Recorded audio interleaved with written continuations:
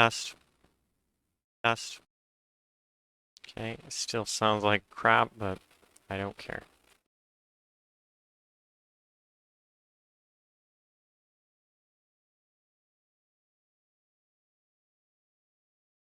Quite often we need to access information. Hi everyone. Quite often we need to access information in one script from another script, or we need something happening in one script to trigger a method in the other script. Let's look at a simple example where we have a player script and a user interface script. Say the player script has a health variable, and the UI script wants to access this variable so that it can display a health bar. We'll need to get a reference in the UI class to the player script. There are several ways to do this. For example, if we know the name of the object that the player script is attached to in the scene, we could use the gameObject.find method. We would pass the name of the object into the method, and it would return a reference to that game object. Then, by using the getComponent method, we could get the attached player script. Similarly, if we add a player tag to the player object, we could instead find the object with gameObject.findObjectWithTag. The most straightforward way, however, would be to use the findObjectOfType method and specify player as the type. This will search the scene for the object to which the player script is attached and return a reference to that instance. We'll search the object of type tag. The most straightforward way, however, would be to use the findObjectOfType method and specify player as the type. This will search the scene for the object to which the player script is attached and return a reference to that instance of the player script. Once we have a reference to the player script using any of the above methods, we can access its public health variable and use this value to draw the health bar. Alright, so that's simple enough. Let's look at another case.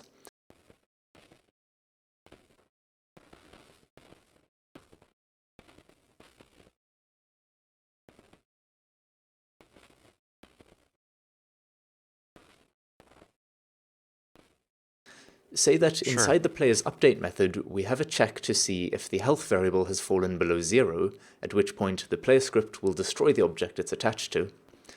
Now, the player's death obviously signals the end of the game, so we'd want the UI script to be notified when the player dies so that it can display the words "Game Over" on the screen.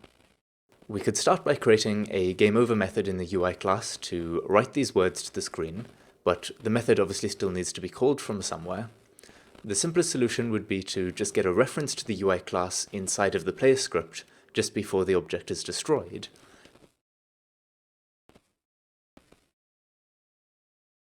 This reference could then be used inside from somewhere. The simplest solution would be to just get a reference to the UI class inside of the player script just before the object is destroyed. This reference could then be used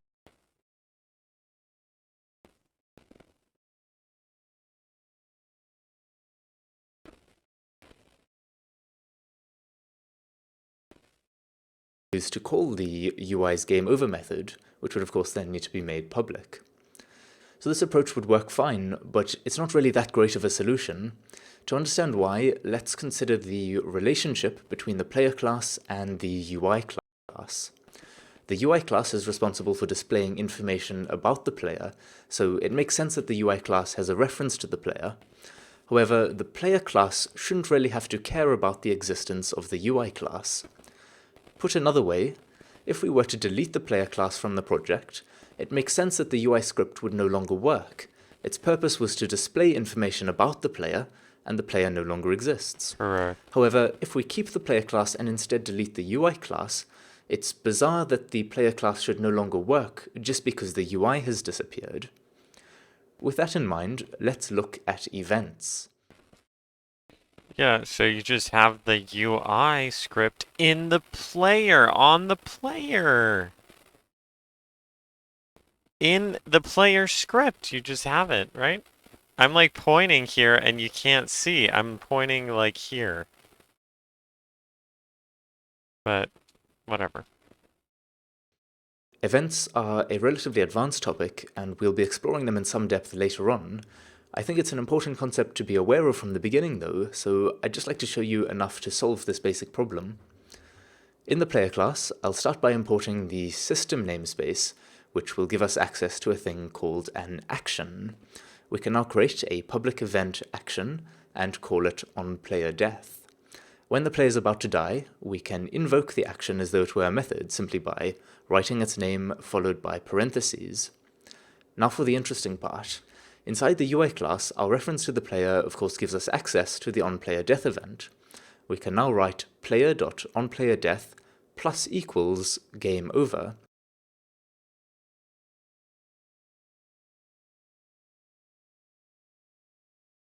What?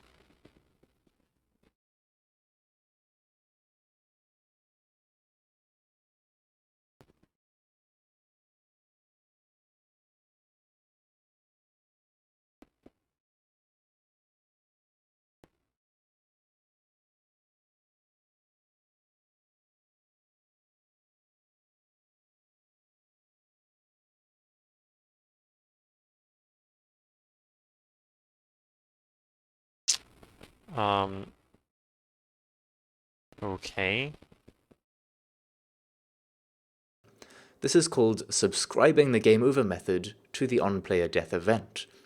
What happens now is that when onPlayerDeath is invoked, all methods that have been subscribed to the event will be called. In this case, of course, that's just the game over method. What's great about this is that the player doesn't care who, if anyone, is subscribed to the event. It's just responsible for triggering the event at the appropriate moment. So if we now imagine that we delete the UI class, the player class still works fine. It never knew about the UI's existence in the first place. There is one small thing that we have to be careful of though. If nothing is subscribed to an event, then the event will be null. This means that if we try to invoke it, it will cause an error. So to prevent this, we simply add an if statement checking that the event is not null before we invoke it. Alright, so hopefully you now have a picture of the two main ways in which we can have classes interact with one another, either by a direct reference or with the help of an event. Until next time, cheers. So is there any case where you wouldn't use an event? Or an action? I don't even know what... Whatever. Reference or with the help of an event. Okay, I'm gonna have to rewatch that probably a lot of times. Hack the galaxy. Thank you. Ready, guys? 1, 2, 3. Galaxy. That's the gal I see. The gal. Hello everyone. Wow. Over the next few videos we're going to be using what we've learned so far in the series to create a simple little avoid the falling blocks game. Alright, so let's create a new project. I'll call it the falling blocks game. Be using what we've learned so far in the series to create a simple little avoid the falling blocks game. This looks like a 2D... Alright, so let's create a new project. I'll call this episode 13, and let's just set it to 2D mode over here. Oh, okay. So it is a 2D one. And so far in the series to create a simple little avoid the falling blocks game. And also, let me look. Hello everyone. Over the next few videos... Okay, so this is like a mobile game. Here.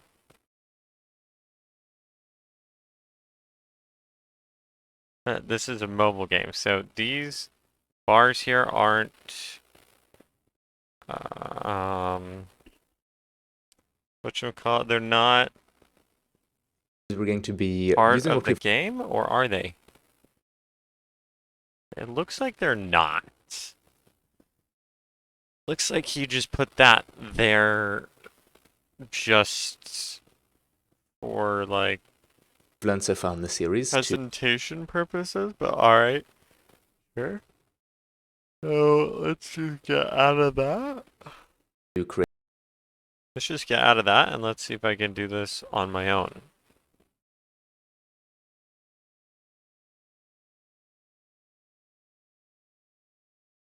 Let's see if it shows my name. Hub version 3.2.0 is now available and will install after restarting. Sure, I'll just do that now. Why not?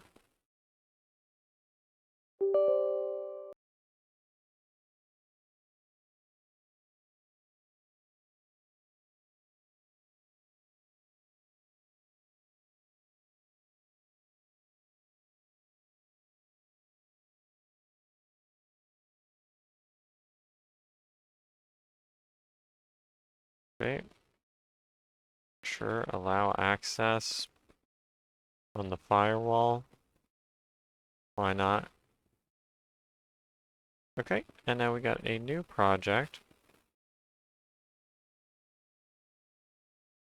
here and 2D.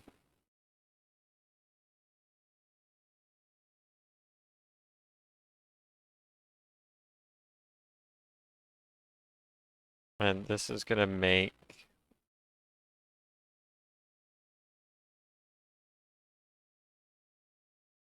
a new project, so it's gonna take a little while. But here's the thing, third person core, do people actually start with this? Because it's like pretty bad upgrade. Okay, I don't know what that did. Cancel, cancel.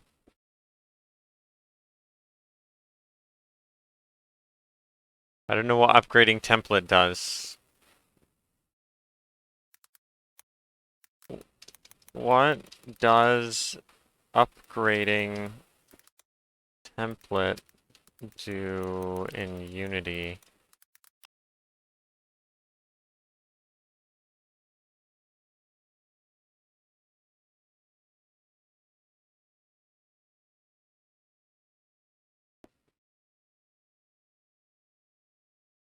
No, no, I don't want this.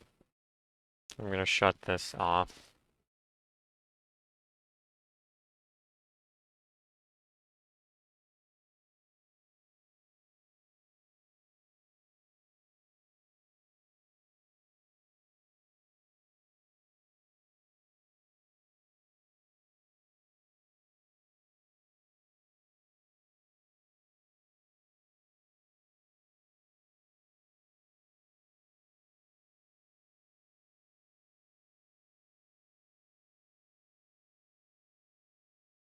A new project? I don't know what that does. What does that even do? Upgrade. I don't know what that does. Do I have to pay for that or something? Okay, whatever. Sure, 2D. 2D, bam. And I didn't rename the... I didn't rename the project.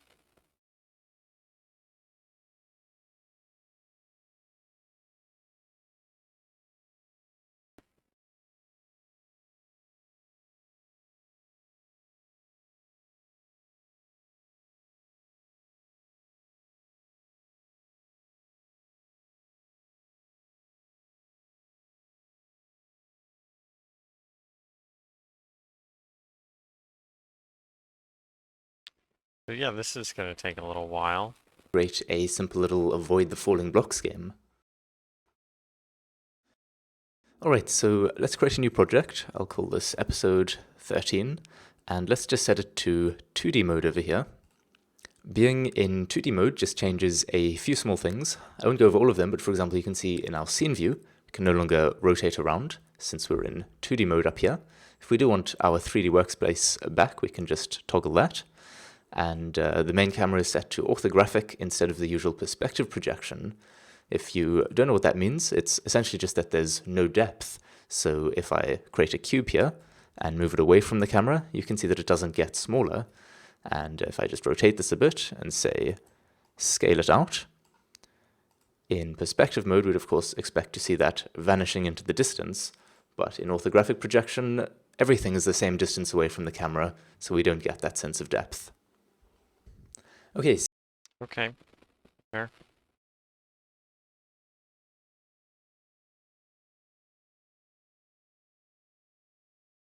Oh no, oh no. 100% CPU, .NET host. The FPS is probably dropping, here. So first element of the game that I'd like to get working is the player movement. So we're going to be getting this cube just moving left and right across the screen, and as an added challenge we'll also make it wrap around. So if you go up the one side of the screen, then you appear from the other end. Okay, I can do that. If you'd like to use this opportunity to test your knowledge, it wouldn't be a bad idea to pause the video and try get this working on your own. Right, let's Okay, so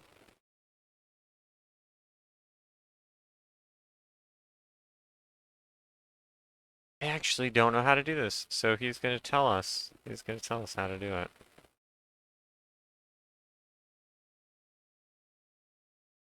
Okay, cool. Nice. We got my project.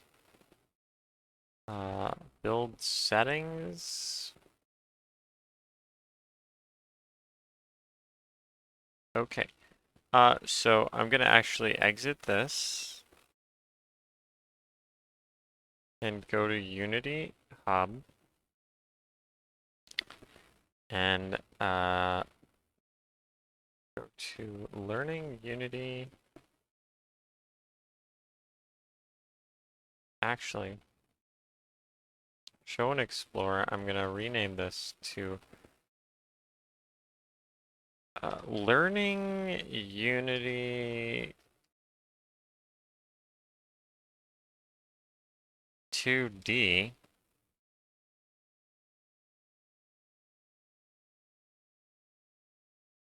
Then I'm going to remove that and open this one here.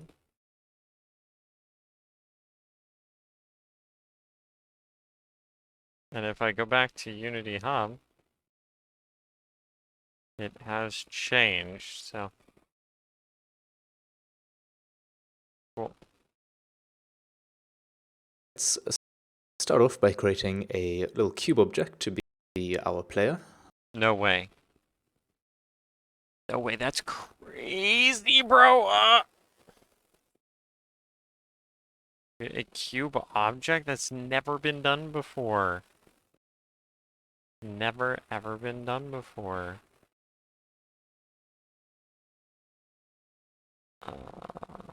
Low resolution aspect ratios? What? Game simulator. Ooh. Apple iPad? No.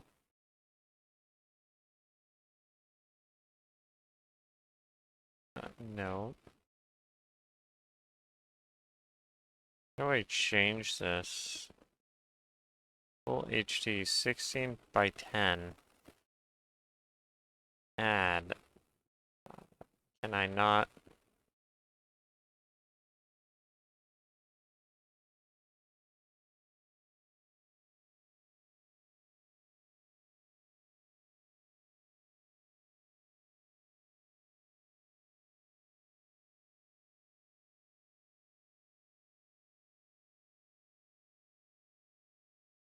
Okay, let's just do like, I don't know, Apple iPhone X R XS.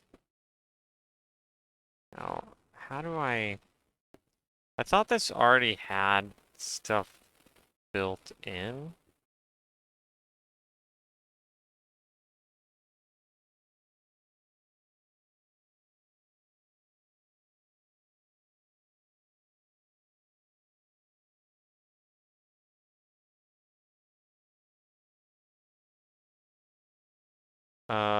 Yeah, let me do aspect ratio.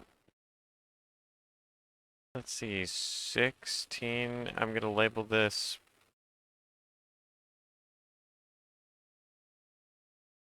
aspect ratio of a phone screen.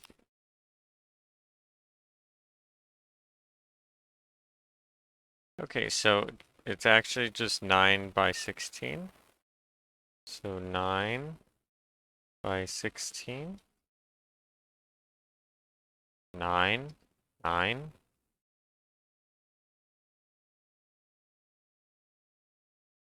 Nine by 16, thank you.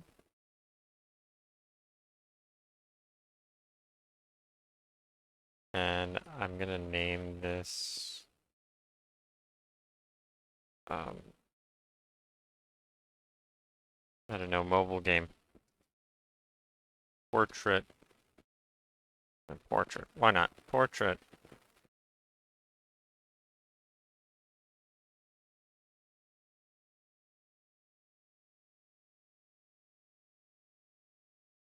But I could actually be wrong, so. I'll just reset the transform on this and move it down. Yeah, okay, cool. Do I have to do clipping? Yes, I do. Just change that to 1. Let's do that is so weird. Let's do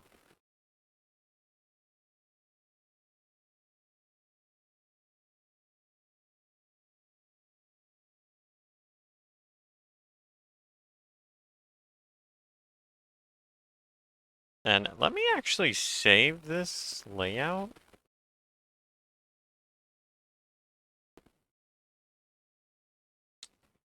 So sprites. Oh, I'm not actually sure why we would make a cube. But okay, I can just scale this as much as I want. All right.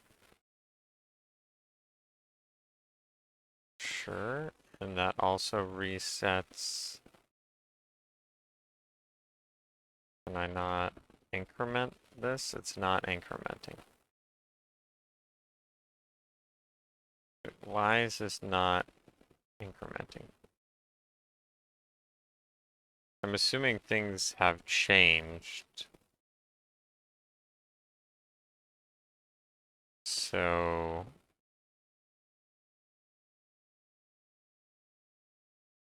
that's why it's not actually letting me do this. Oh, what in the world? Okay. Sure. Okay. I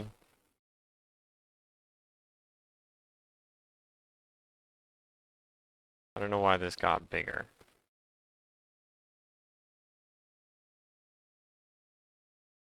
But sure, I'm gonna save this layout. If I click this, I do this here. Save the layout to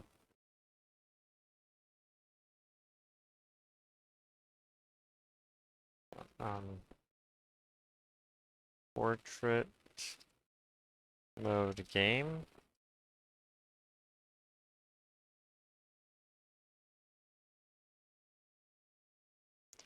I'm assuming that actually. Oh, actually, hold up. This. Close that. Screw that. I don't need it. And I'm just going to save this to actually. I don't know if this is part of the layout here. But I'm just going to save this to portrait mode. I'm going to assume it is. Portrait mode game. And boom. Wow, perfect. So, yeah, portrait mode game, and I'm assuming if I change this and then I click save, then it'll save to portrait mode game.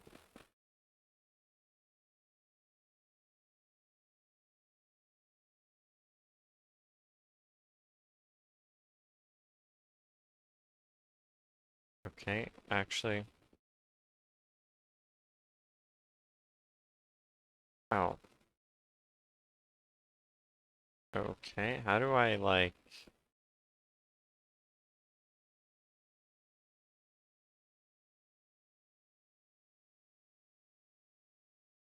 No, that's not it.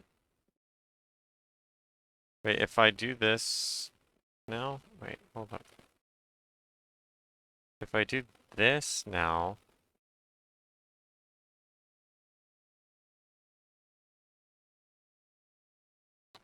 oh, then I can overwrite it. Okay. That makes sense. That makes sense. Okay, so we go and make a script called I don't know, player. I'll just do player. Player. And actually, make a folder called scripts. Just gonna do that. And here we go.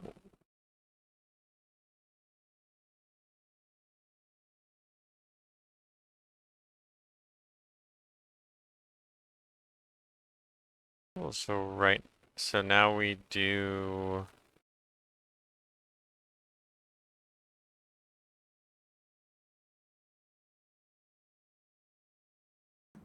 Speaking on your own, opportunity to one side of the screen, then you appear from the other end. If you'd like to use this opportunity, so this is just left and right. Okay. Okay, sure.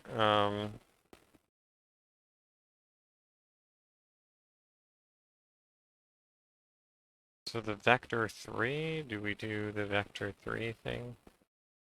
Let's see if I can do this on my own.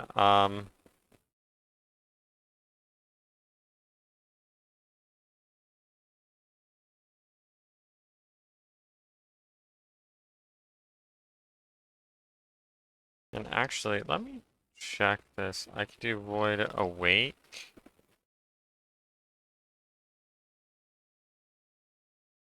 Got it. Okay. I'm gonna have to add a bunch of stuff.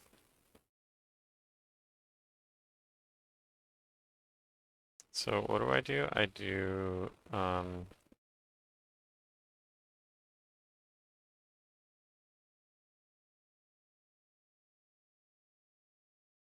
vector 3. Oh, vector 2, actually. Actually, I just do vector 2. And what do I call this? I call this, I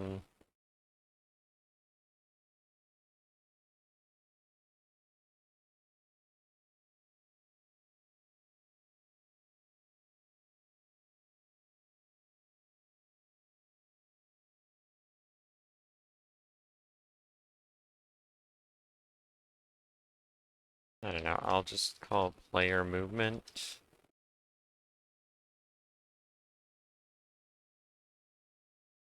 And then get access raw. Do I do transform?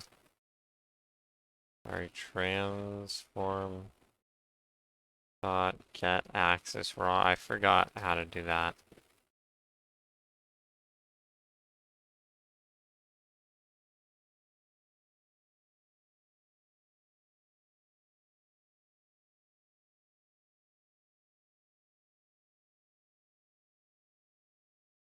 Okay, I completely forgot how to do this.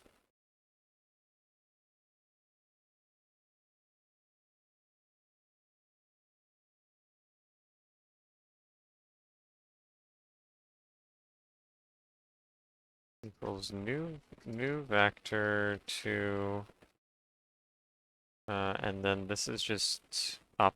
This is just this way and this way. Okay, sure. And then input dot get access raw. Get access raw.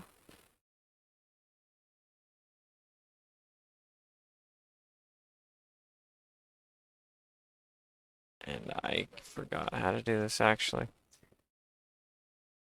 String access name. Oh yeah, so horizontal. And then this one is just 0. And boom, and then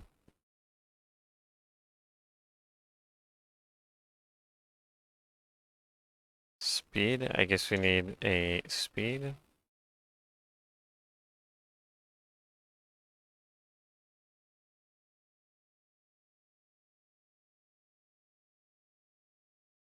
And velocity, maybe?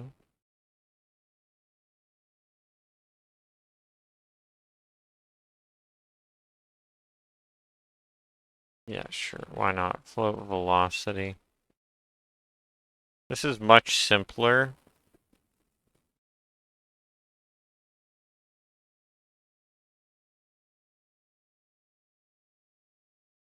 Because we're only dealing with one axis. But if we were dealing with two axes... Yeah, I think this is fine. This is probably it. So transform dot translate.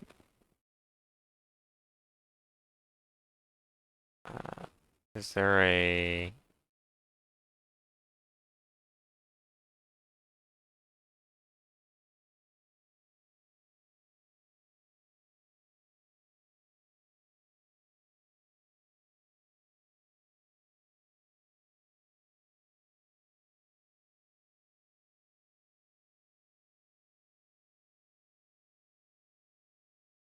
Okay, I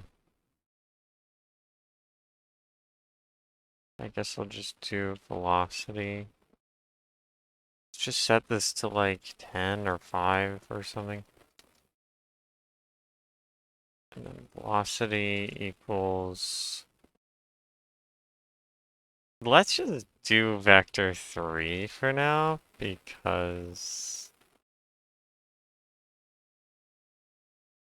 XYZ, yeah, that's it. And I'm assuming I didn't save it, but alright. So I'm assuming this is the x-axis, yeah. And, like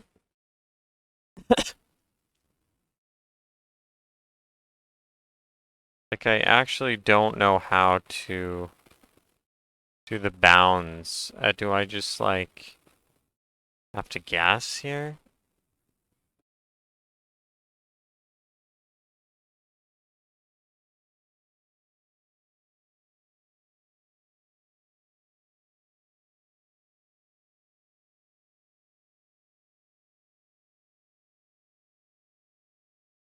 Negative 3.3.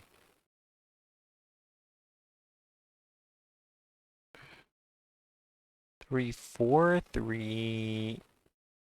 I want this to be good, so.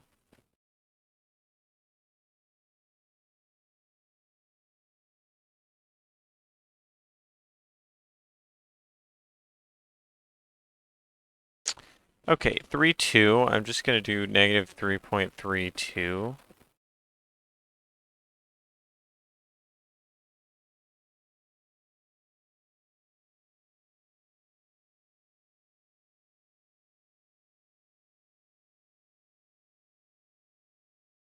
And I really only needed vector 2, right? Yeah, I'm just going to do that. And then I'm just going to do velocity equals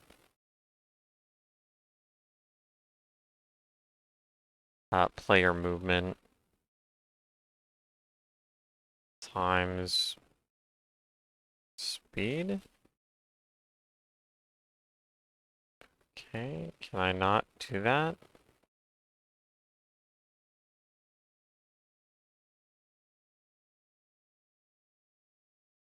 Cannot convert out. Okay, yeah, so we do, sorry, whoops, we do vector to velocity. Perfect. Then we do,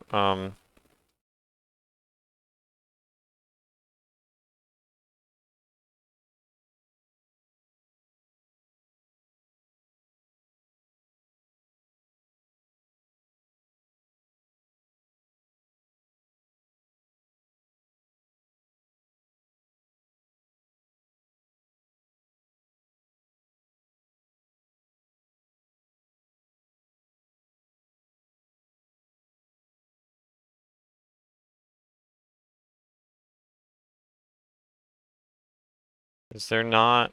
Can I not do 2D? A 2D version of this? Okay, sure.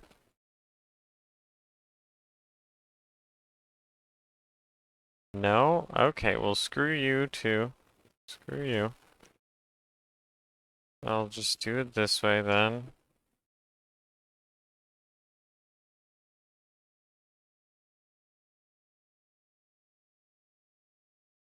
And I'll just do transform.translate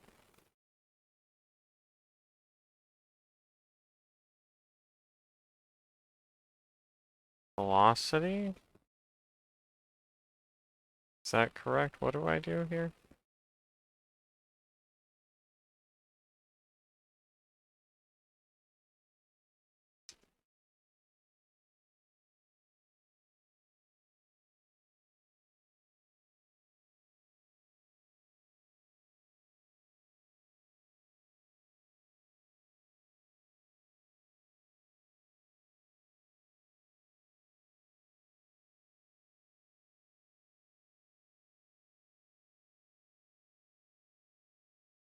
Sure, I'll just do this for now.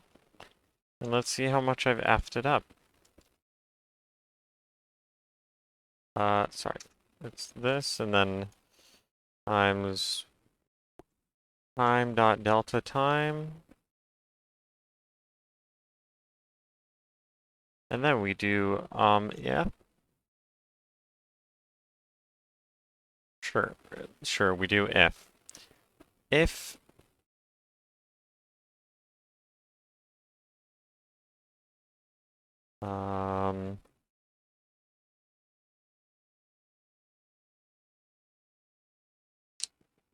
if transform dot position, I guess that is it, is greater than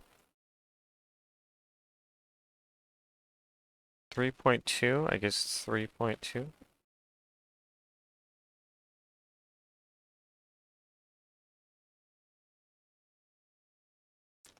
Yeah, may as well just make a new one of this here. Vector 3. What do I do? What do I call this? Boundary. Equals new vector 3.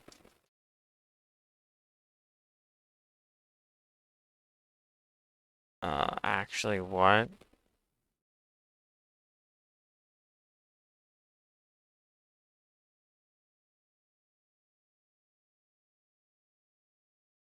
Oh, dot X. Sorry, whoops. Don't even need to do that.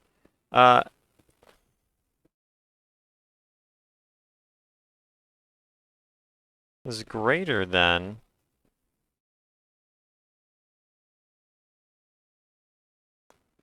3.2.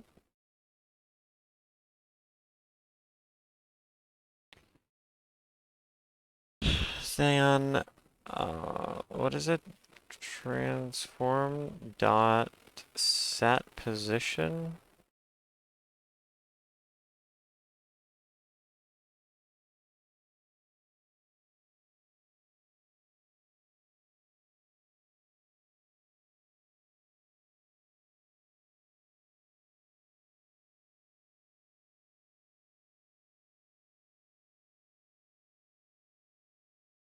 What about set X position? Can I just...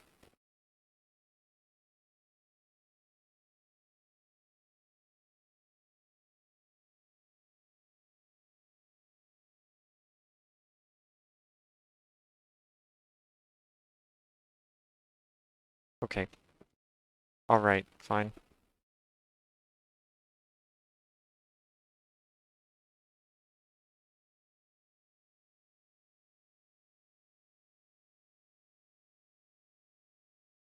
Sure.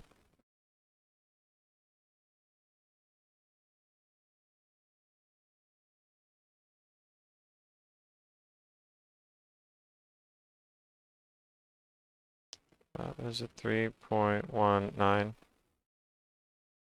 Negative 3.19, 0, 0, 0, comma 0, then we do a quaternion dot identity, identity dot identity, whoops.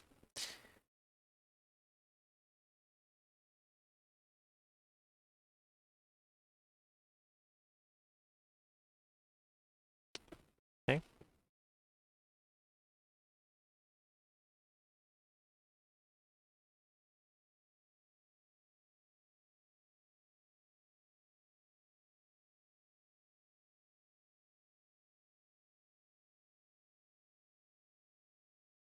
Alrighty, so we do vector 3,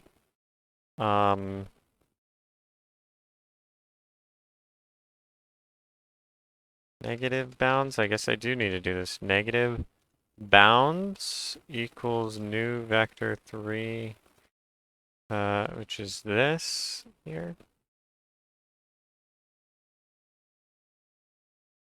And then we do vector 3 positive bounds. Come on. Equals new vector 3 of the same thing except this. Wait, actually, just kidding. Positive spawn, negative spawn. Because that's better. Okay, and then we do positive, negative spawn. We do else if that we just copy this here, actually. So greater than 3.1, then we do less than negative 3.2 f. Do I have to? I don't have to f this. Okay, cool. Maybe I do. No? Yes? It doesn't matter. And then we do positive spawn here.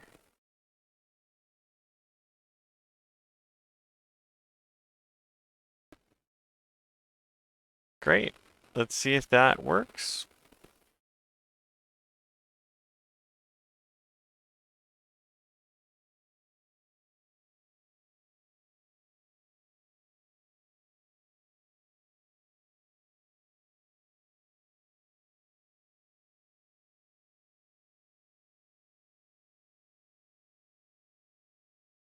Okay, let me actually save that. Yep. Okay.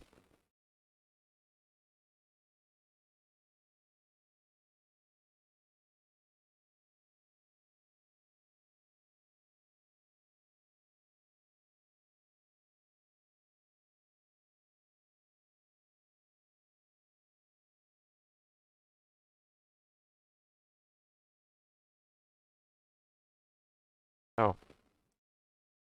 It actually doesn't have the script on it. That's great.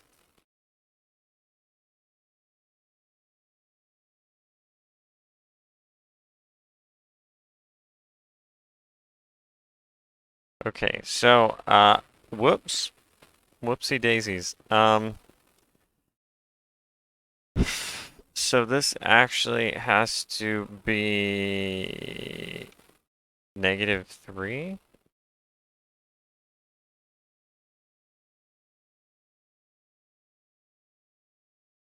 Whoops.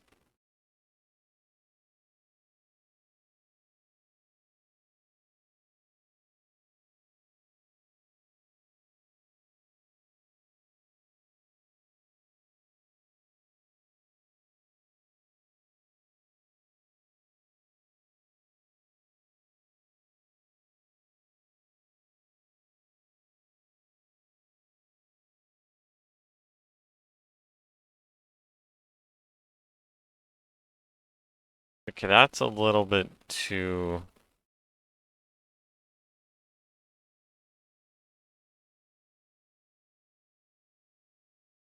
Let's just do 4. Then let's do 3, 9. Here. Perfect.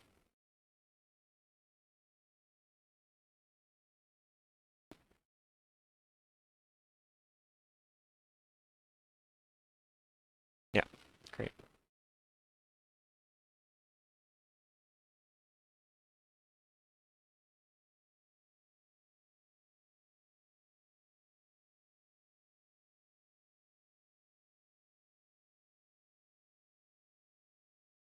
Okay, that's a little too... That's a little too much, actually. So we do in the middle. I don't know why I'm spending so long on this. Because this is like...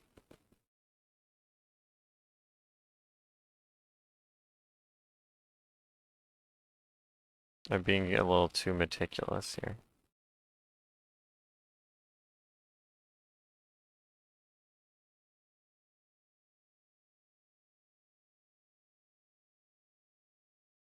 And I don't know, maybe I should...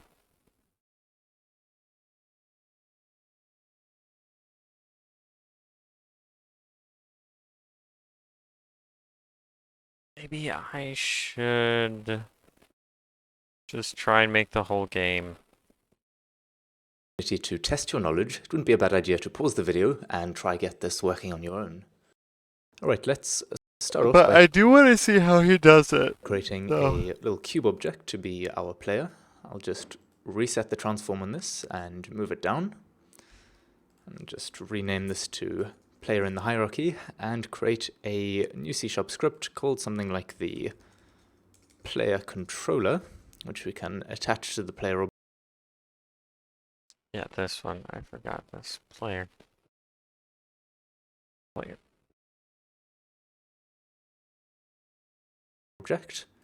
And open up. So we'll want a public float to determine the speed at which the player moves. Set that to maybe 7 by default. And then we can just go about the, by now probably fairly familiar process of making the object move. We'll first want to get the input, so we can say float. We're only really interested in the input on the x-axis, so we can call this input x is equal to input.getAxisRaw. We want the horizontal axis. Let's see if he does the vector Then 2 or velocity vector 3. is of course just the direction multiplied by the speed, and our input x is the direction, so we multiply that by speed. And then we can say transform.trans. I guess I did do that. I did, right? Yes. Translate. We want to move horizontally, so we'll say vector 2.right multiplied by the velocity, and we'll also want to multiply by delta time. All right, let's save this and That is far easier. make sure it is dot translate. We want to move horizontally, so we'll say vector 2.right multiplied by the velocity, and we'll also want to multiply by delta time.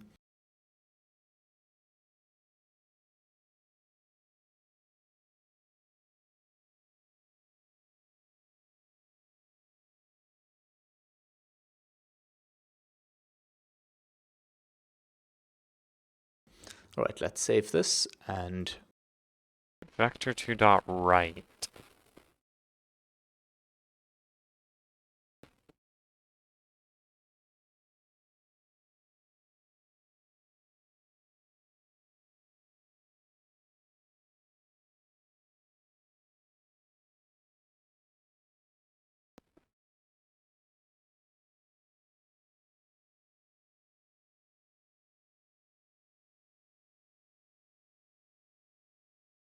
I guess that would work.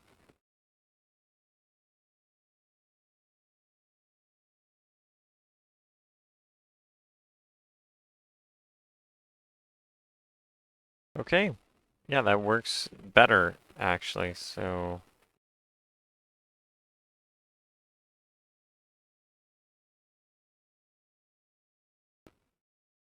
It actually works better. I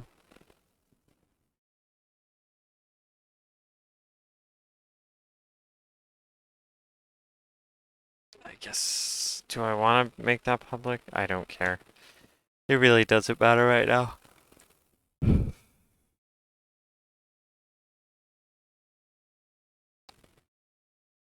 And this can just be...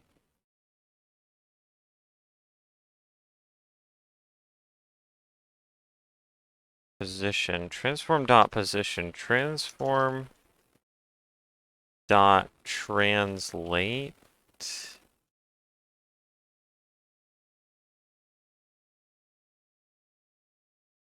Translate.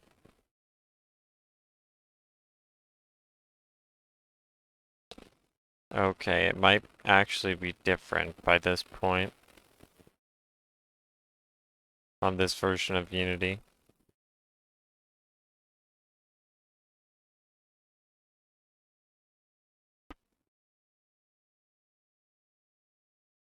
Plus 5 overloads. What are those? What are the 5 overloads?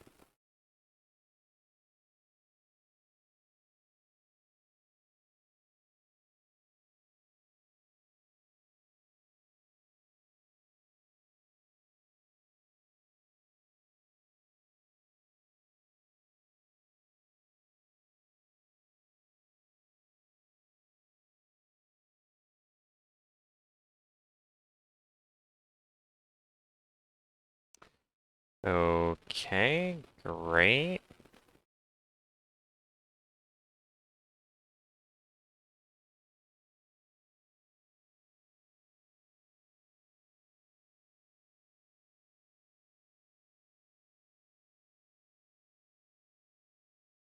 And this doesn't need to be a vector.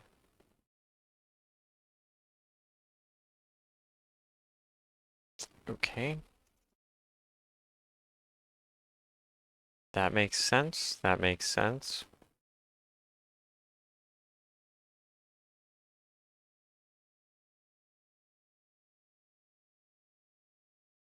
And I actually already messed up.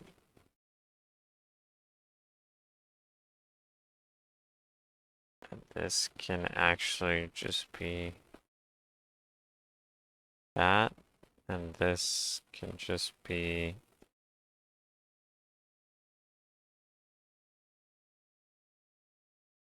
uh, this.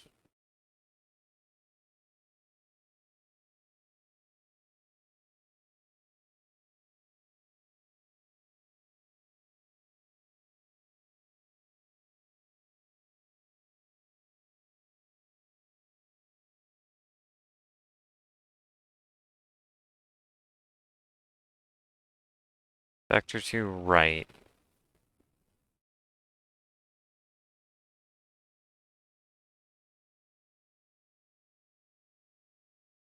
I guess that would work. Okay.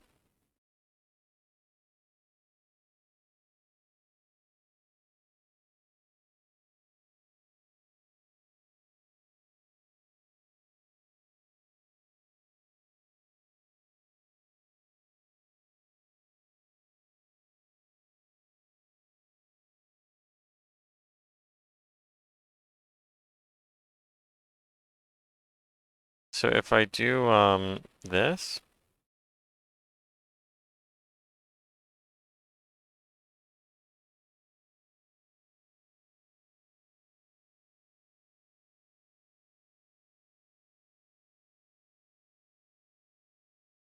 then it's inverted. Okay.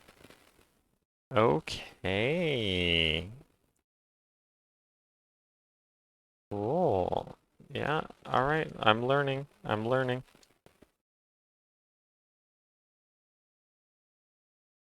Please, can I please? Thank you.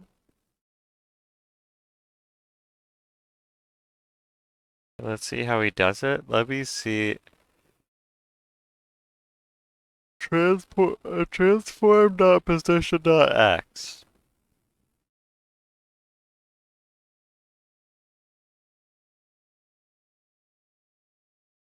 I think that's correct, actually.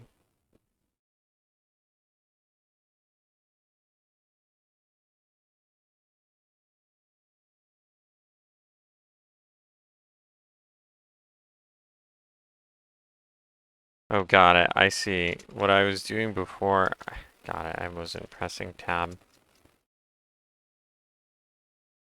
Make sure it is working as expected. So if we now enter play mode, you can see that we can indeed move our player left and right.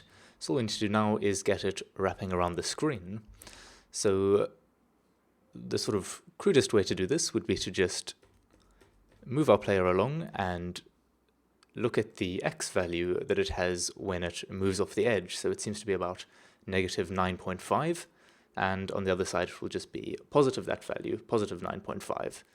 So let's just use that value for now, and once we've got it working, I'll show you a better way of actually calculating that value from the code. So in MonoDevelop, we will have a float. Can call this screen half width in world units. That's too much, but sure. Right, so usually we'd measure the screen width in, say, pixels, but here we want to know what half the screen's width is in world That's way too long of a name. Units, and we saw that to be roughly 9.5. So we can say that if the transform's position on the x-axis is less than negative half the screen width in world units, that means that the player has gone off the left edge of the screen. So we'll want to set transform.position equal to a new vector 2. Okay.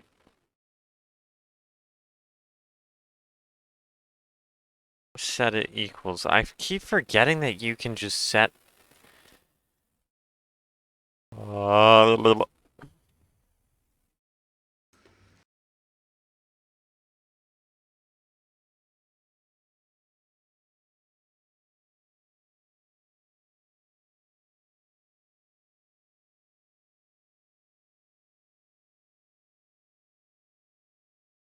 I keep forgetting. I keep forgetting.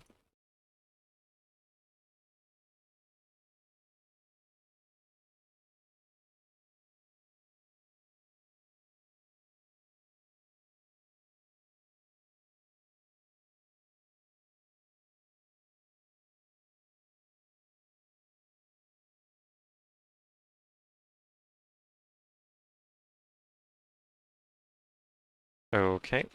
Lol.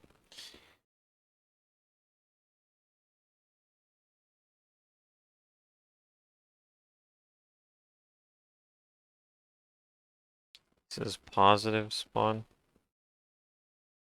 Great.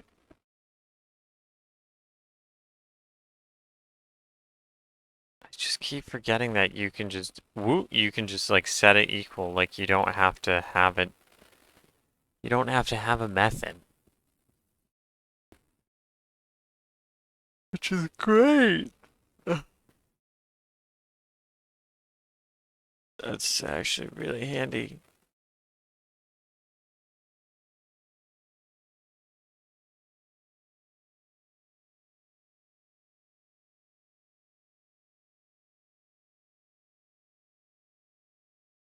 Screen half width in world units. What the fudge?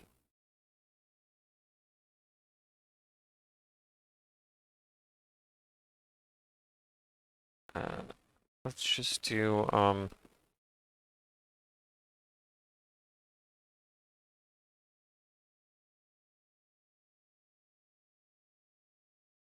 sure. Okay, what do I...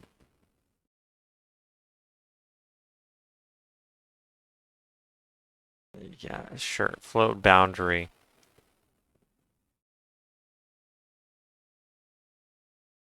Equals 3.3. F, maybe? Yeah, 3.3 F.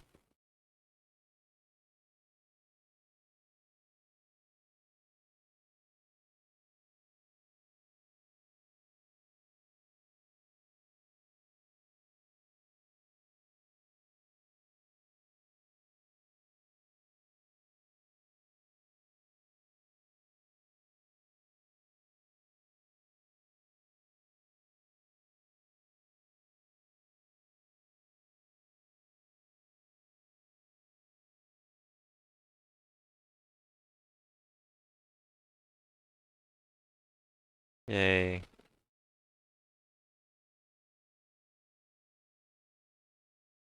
Okay, and let's see, what else?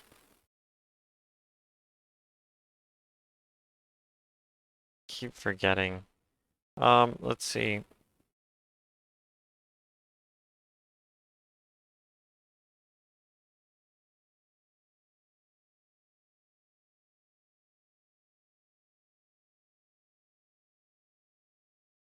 I guess I could do this. Do not use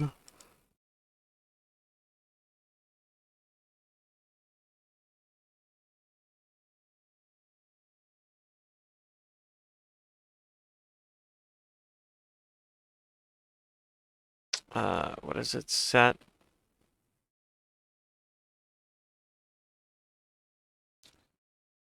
use transform dot translate.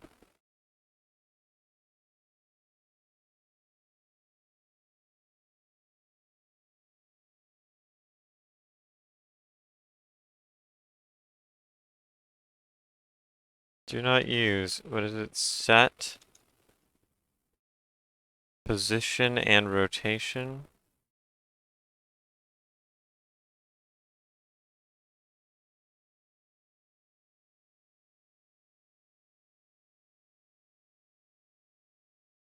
I can just take that.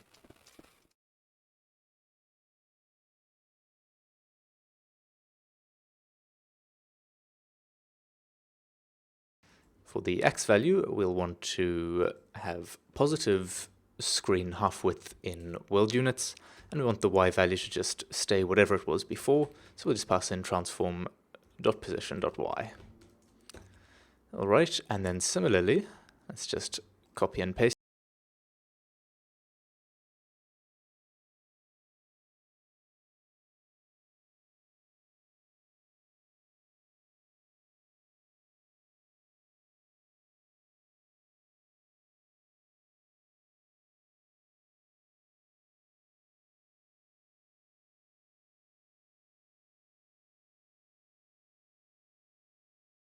Negative spawn, positive spawn.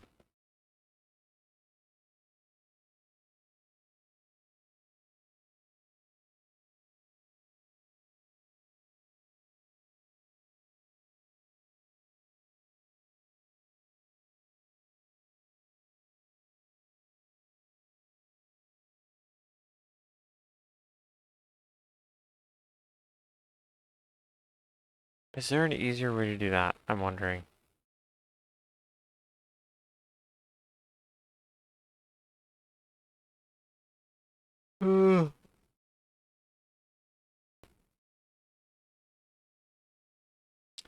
Yes. Yes. No, actually, no. Never mind. Because if you just have this and you make it negative, then this is gonna turn positive. So never mind. No. This. If the position on the x-axis is greater than positive screen half width in world units, we want to set it equal to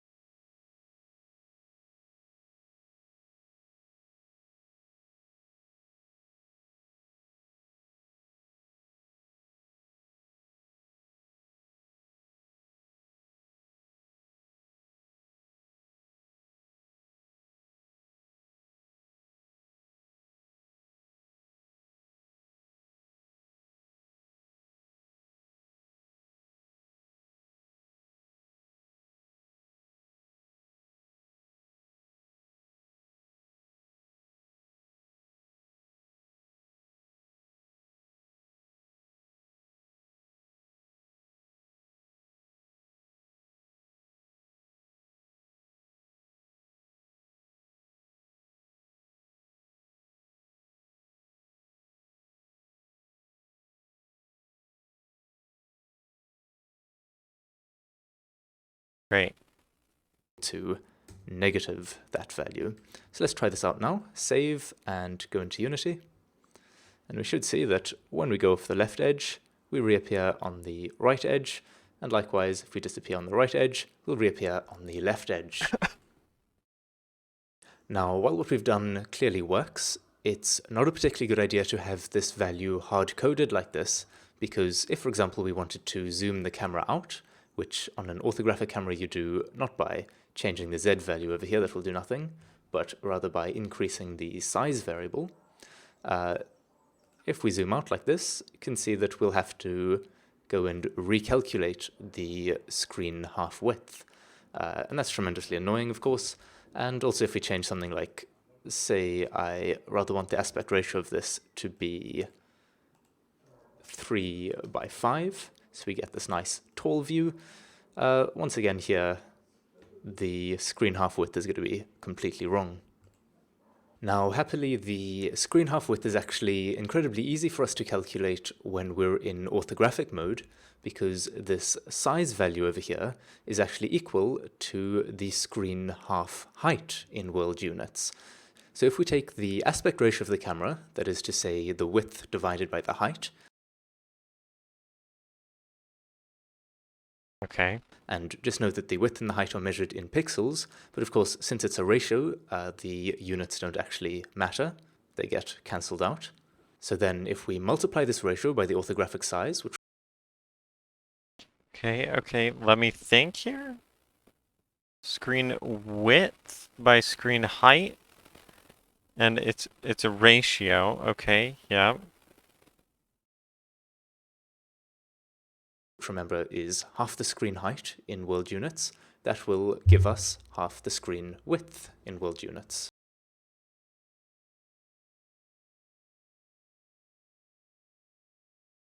Uh-huh. Yes, sure. All right, so if we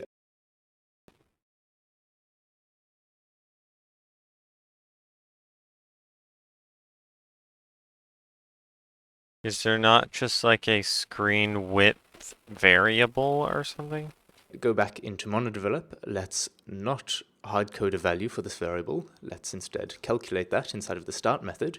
So we can say screen half width in world units is equal to, and we can go camera.main, which as you can see from the summary, just searches the scene for the first camera tagged main camera, which is the default for our camera in the scene. You can see it's got the main camera tag applied to it there. And we can get the aspect ratio from this, and then we can multiply this by, once again, camera.main.orthographic size. All right, so if we save now, we should see that this is working. We have one problem now, though, and that is just that we aren't taking the width of the player into account, so it's actually screen wrapping when it's only halfway through, since that's the center of the player. So we just want to imagine that the width of the screen is actually half the width of the player bigger than it is. So if we go into the script here, let's say... Okay, is there not a camera.main.width?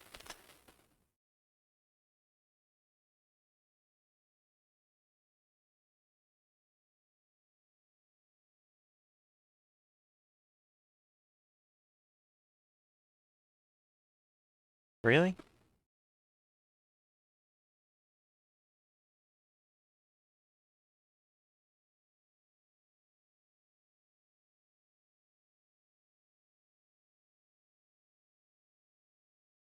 Cool.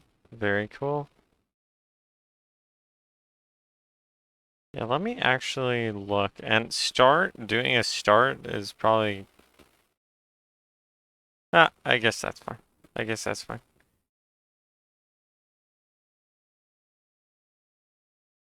Sure. Let's just do this then.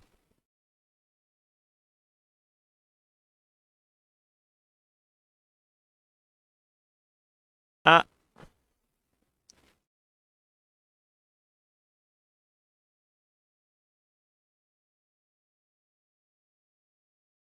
Sorry, camera.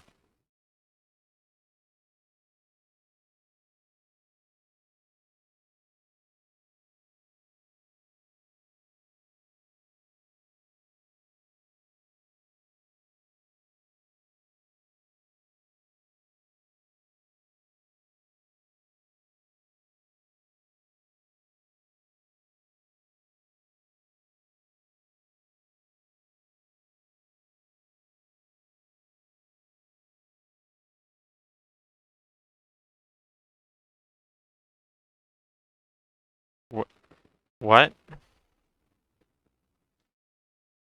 Do you actually have to do that?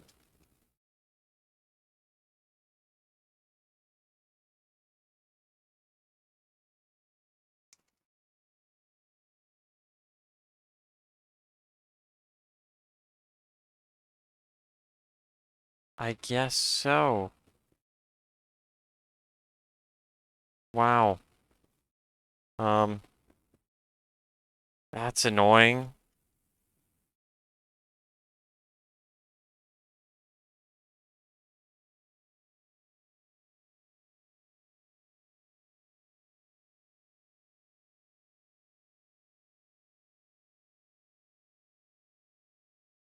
Actually, if I don't put these in parentheses.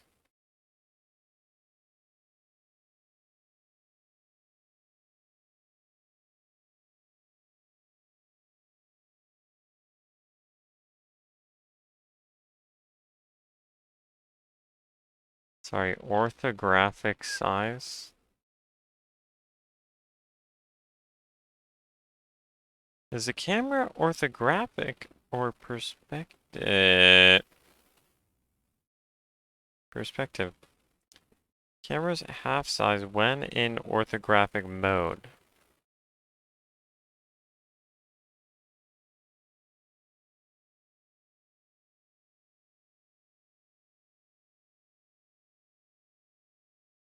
Aspect ratio. So if the aspect ratio is 6:19 or whatever the heck I have it here, 9:16. That's width by height.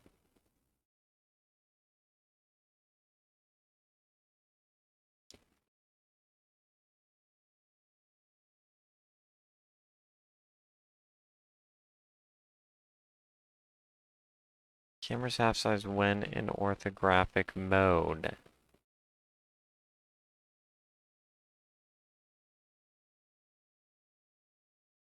Except size.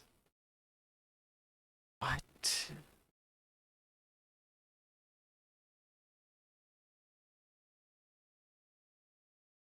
And that's only width? Really? Okay.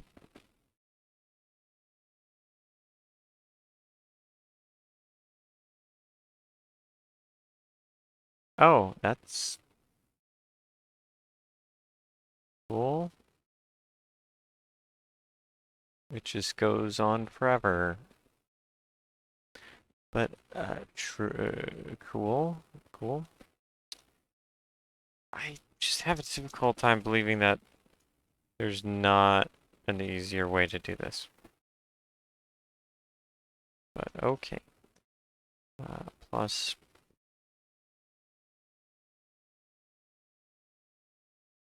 Let's see, what is it? 3 point, what was it before? 3.2? Which was 0.7? Let's just do 0.7f.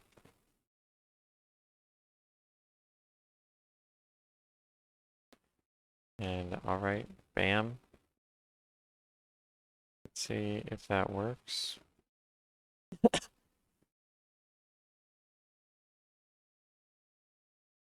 Yeah, it works pretty much.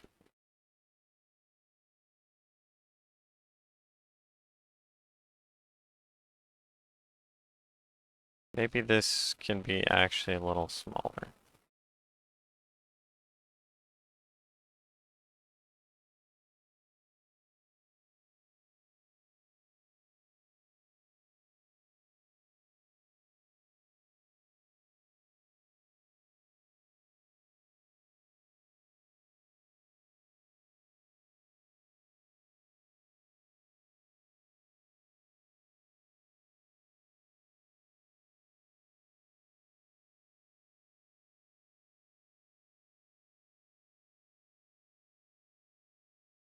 Yeah, that is still too much.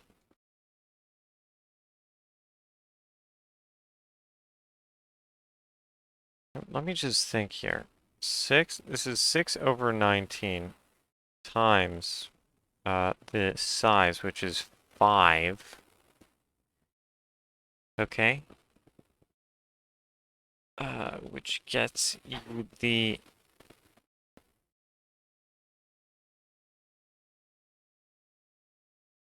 half. Wait. Okay, so the size isn't representative. The size is not representative of the width or the height. It's just a general thing.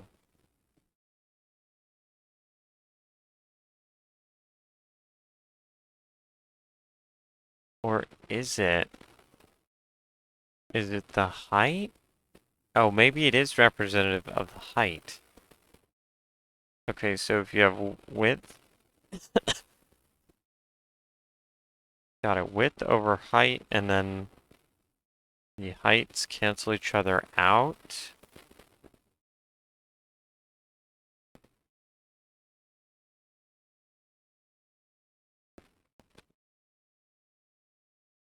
Okay, so it is the height, maybe. Maybe it is the height.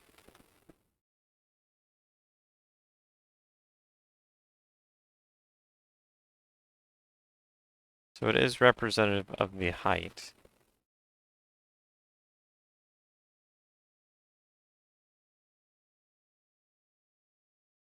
Okay, that is not supposed to be happening.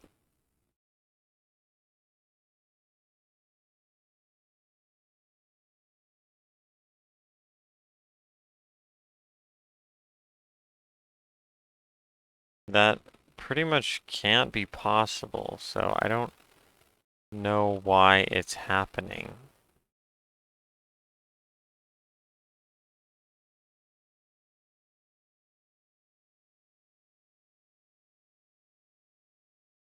Oh, because this is hard-coded.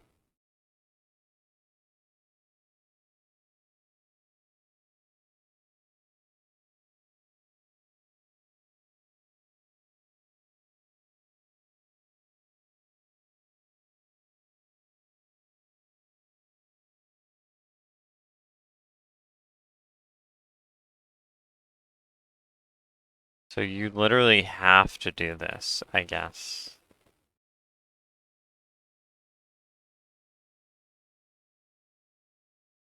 Yeah, I guess it's easier. It's just easier to do that. Great, alright, so new vector 2. New vector 2 with boundary, negative boundary, comma, transform dot position, okay, y. Alright, cool. And then this one is the same thing except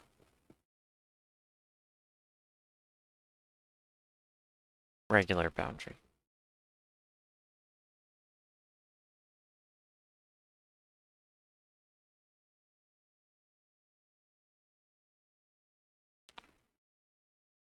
Okay, let's see. Let's see how it is.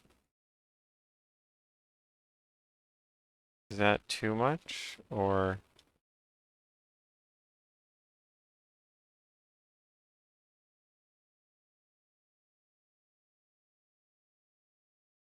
Yeah, that's too much. That's too much now. So it is point. It might actually be 0.7.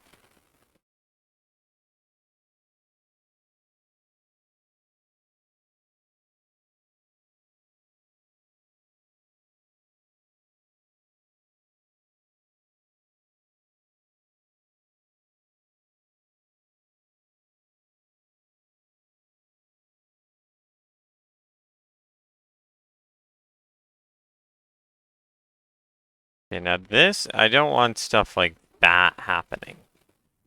So maybe it's 0.45.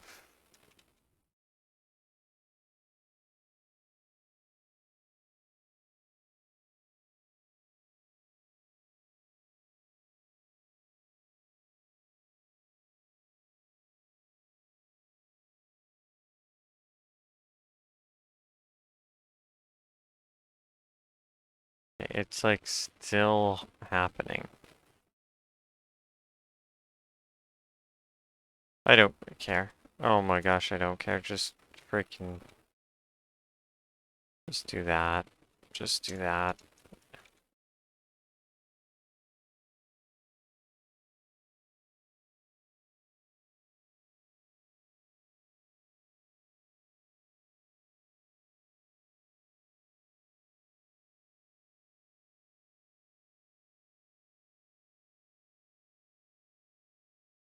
Okay, maybe 0.4 is the correct.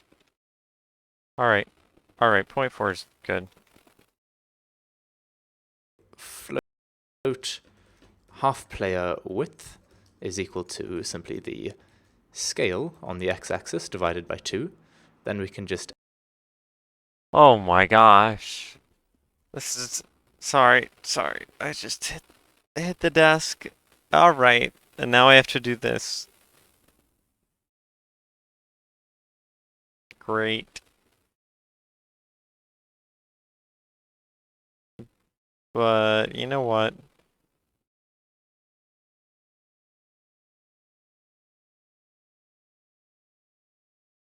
I think that's probably fine.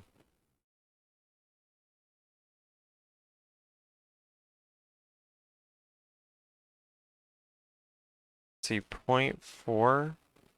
But it's not gonna work.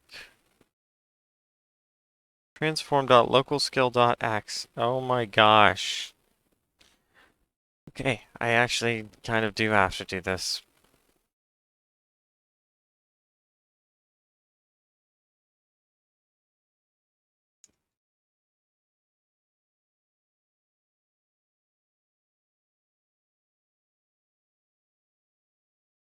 Boundary padding.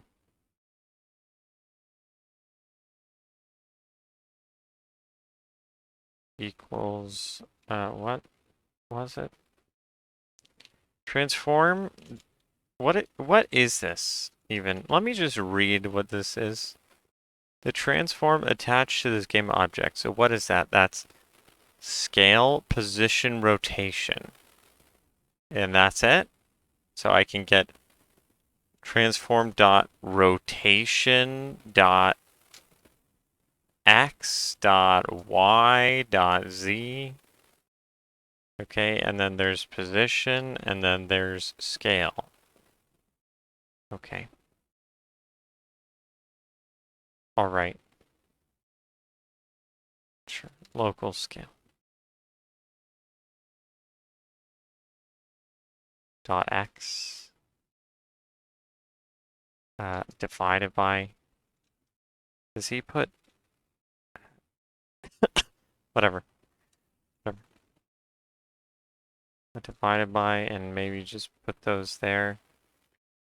2f plus. What is?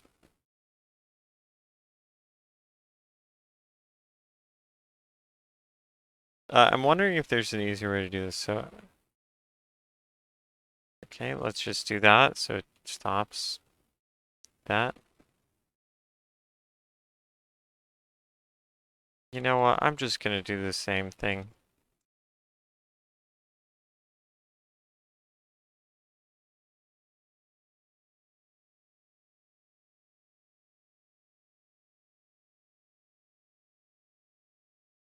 That should give me 0.4, right? This is okay. But actually, if we combine these, can I combine them?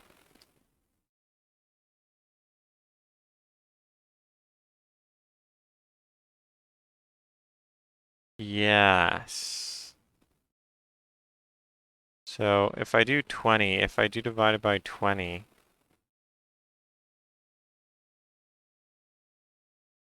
No, that would be 0.04. Correct? Let's say it's 1. Okay. So 0.04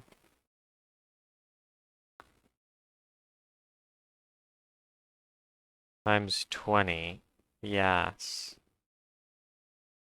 Okay.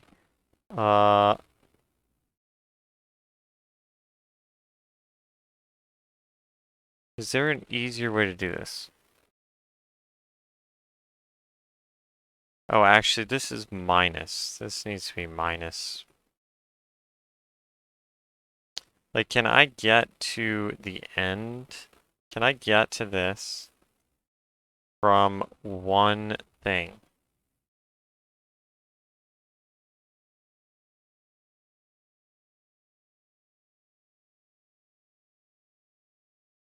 So I want 0.4. This is 0.5. This is 0.10. 0.1, I guess, let's just say. And then, so that's 0.4. But I could divide it by, gosh, what? So 1 divided by what equals 0.4? 2.5?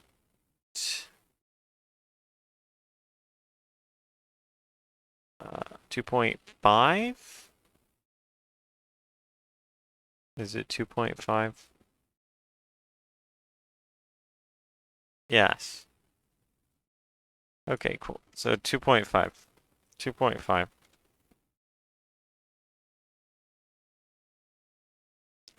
That should always give me half minus 0.1, okay? Right? Is that correct? Or am I tripping out? Let's do 5. Let's say 5 divided by 0.25 is 2.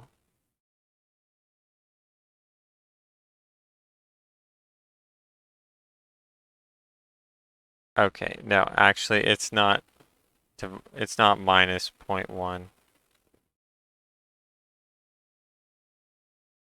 Okay, let's just test it. Let's just test it.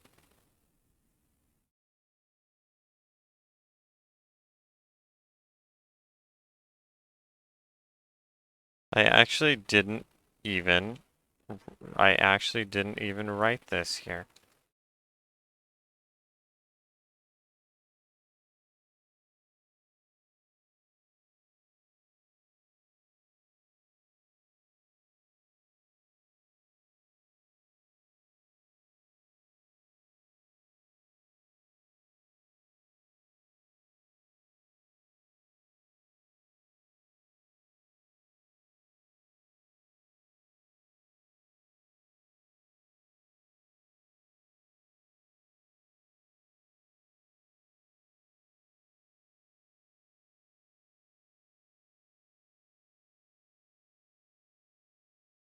Yeah, okay. Okay.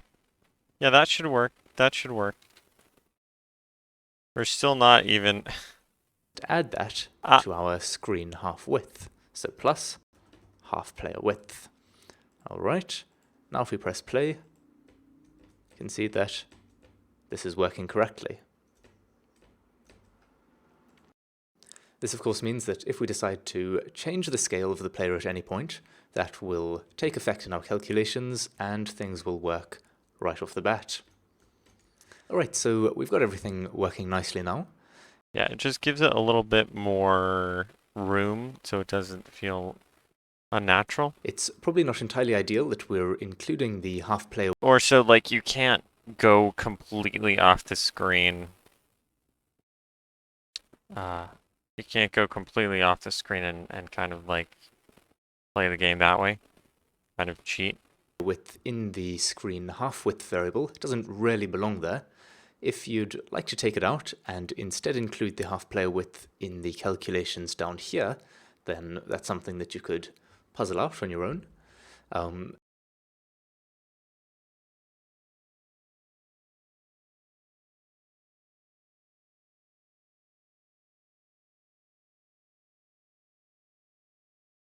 But why?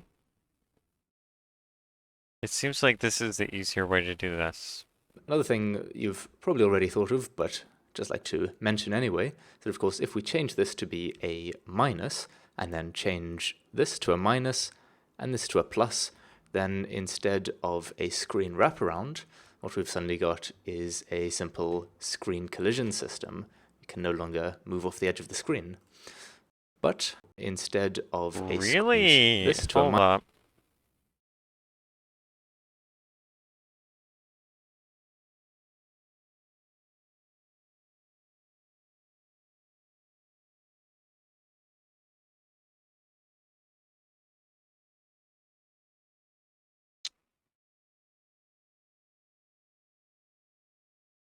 Minus. Screen half width. If, okay, so then if it's greater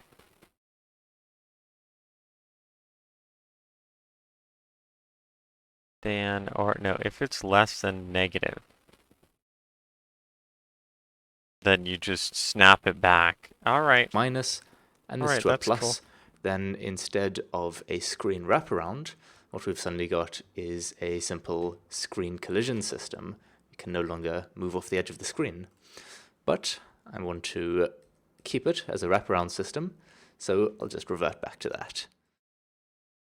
Okay, so in the next episode, we're going to start by spawning some objects in Oh, at a what random the position heck? above the Oh, screen. 1 out of 4. Okay. And just having those fall down. So if you'd like to test yourself once again, then I'd recommend you try get that working before watching the next video. Until then, cheers. Okay, I've Hi everyone. been doing this for half an hour. This is probably going to take me a little longer to get through. This one is probably going to take me an hour to get through. Oh, wow, bro. Nice. I'm like more than halfway done. Cool. Cool. But I'm just going to try to do this thing here.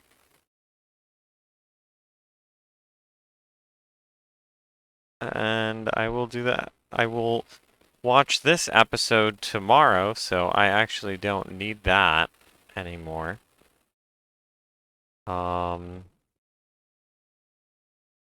So yeah, let me just try and do this here. So I'm just gonna do an empty game object.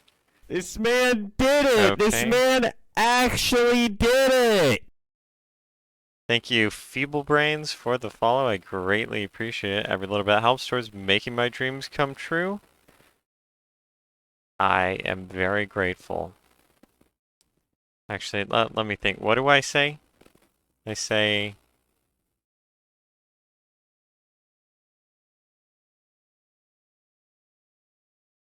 So, I say it...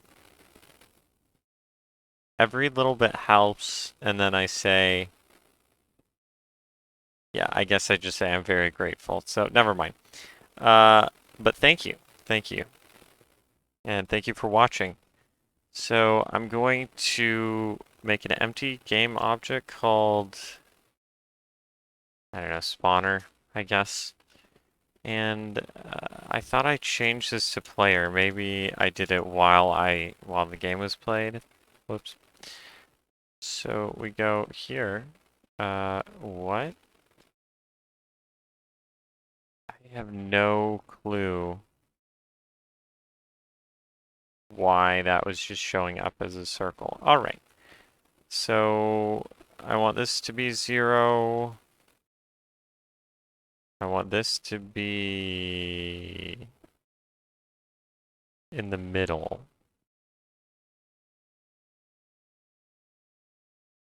So I don't know. Oh, why? Oh, okay. No, never mind. Never mind. That's fine. I can do that later, actually. I can do that later. So Z is going to be half the width. It's just going to be the center.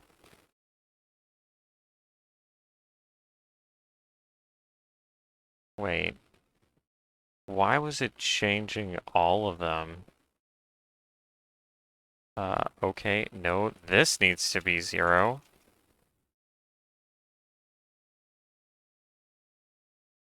Yeah. Yeah, that needs to be 0. And then we got... I mean, this is always going to be... Like, it depends on the screen, so I might have to do that later.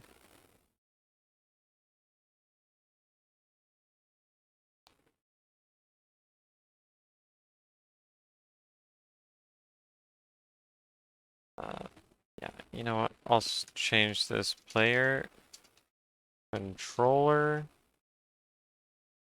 And then I will... Oh, I hope I didn't F anything up. Whoops.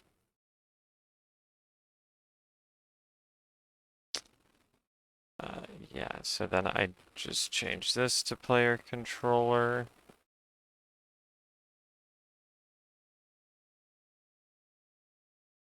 Cool.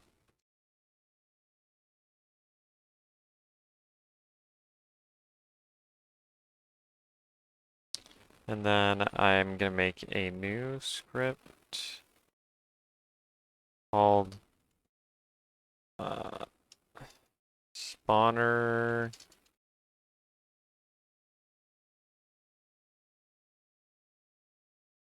I don't know, spawner controller? I don't know. It probably doesn't really matter. Sure, spawner controller.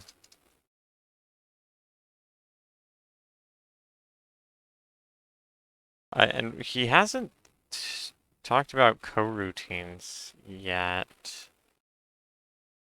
Or I think it's coroutines. Yeah, coroutines. He hasn't talked about coroutines yet.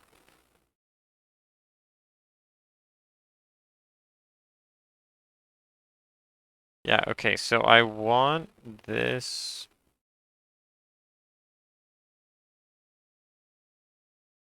I want the position of this. I'll just set this to like, yeah, 6.5 for now. Let me think. No, actually, I want to set it to 7.5. Okay, and then I want to, on start, I want to set this, actually, and let's just put this,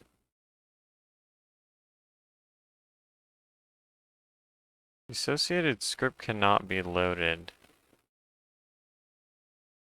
What?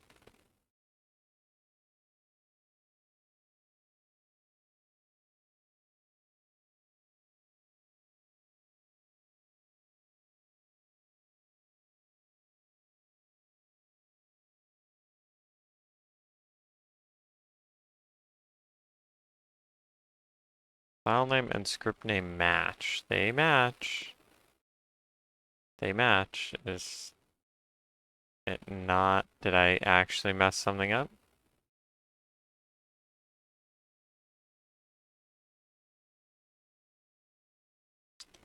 Okay.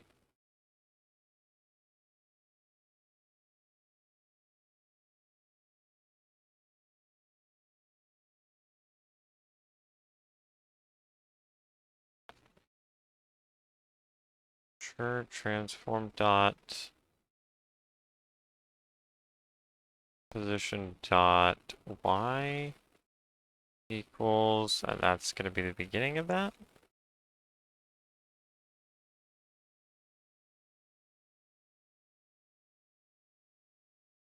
Three L's in player controller class name. Thank you. Thank you.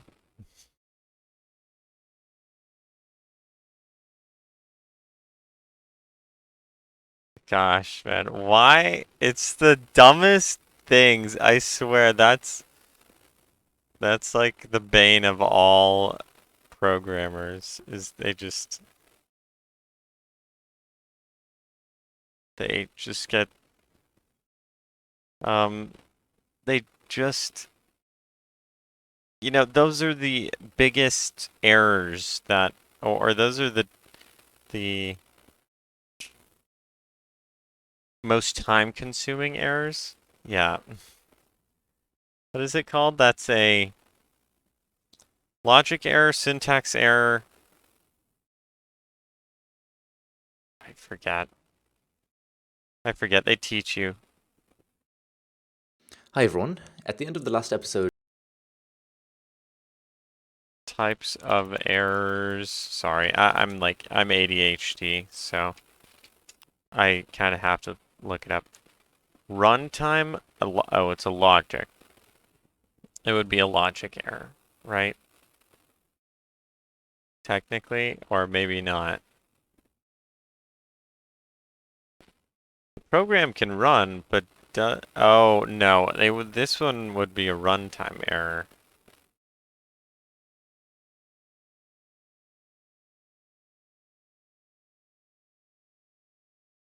Technically. But it didn't tell me. I mean,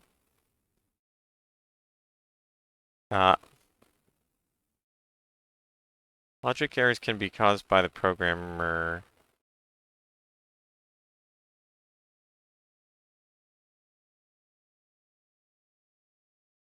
Using incorrect program design, I don't know.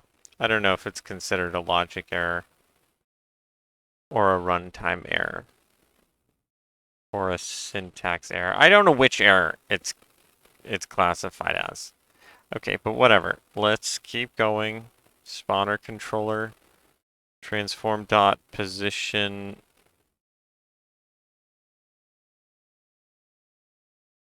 Cannot modify the return value. Oh, yeah, true. True. So then we do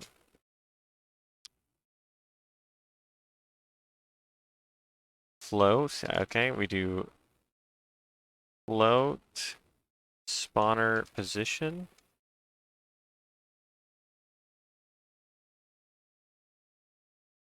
Okay, and then we do spawner position.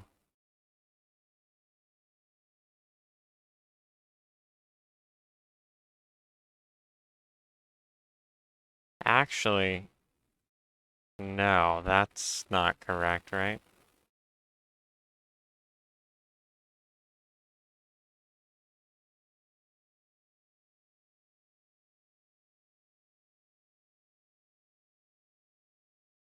Wait, can I do that?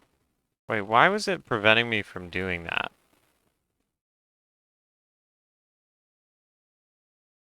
Hold up.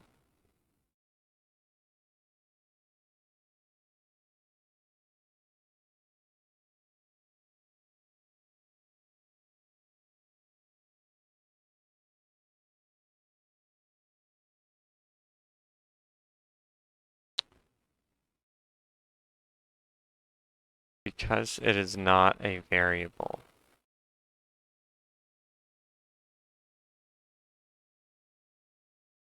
Okay. Wait, so how do I do this? Main.camera. Sorry, camera.main. I don't even know what that is. Like, what in the world? Sprite mask interaction. Okay. I want to know what that is. Enum controls the mode under which the sprite will interact with the masking system.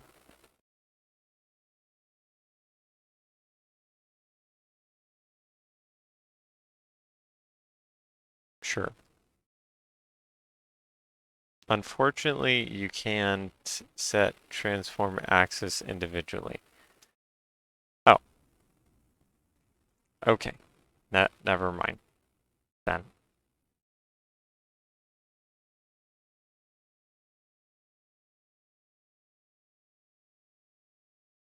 Yeah, that seems kind of dumb, but thank you for telling me. I'm just gonna put a note here. Can't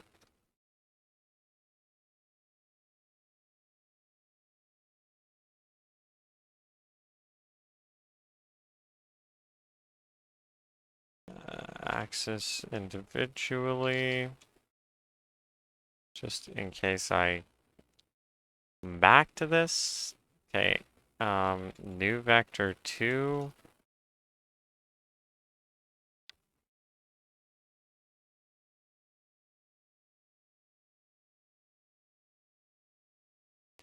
Okay, and then I do, hold up. Actually, I have to make a new variable called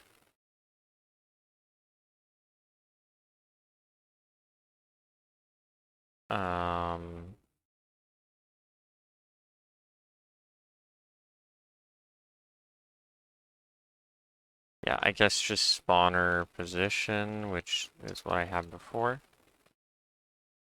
equals camera.main dot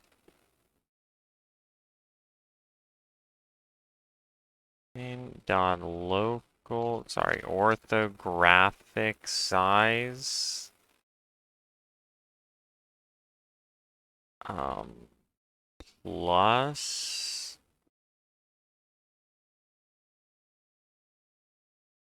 plus oh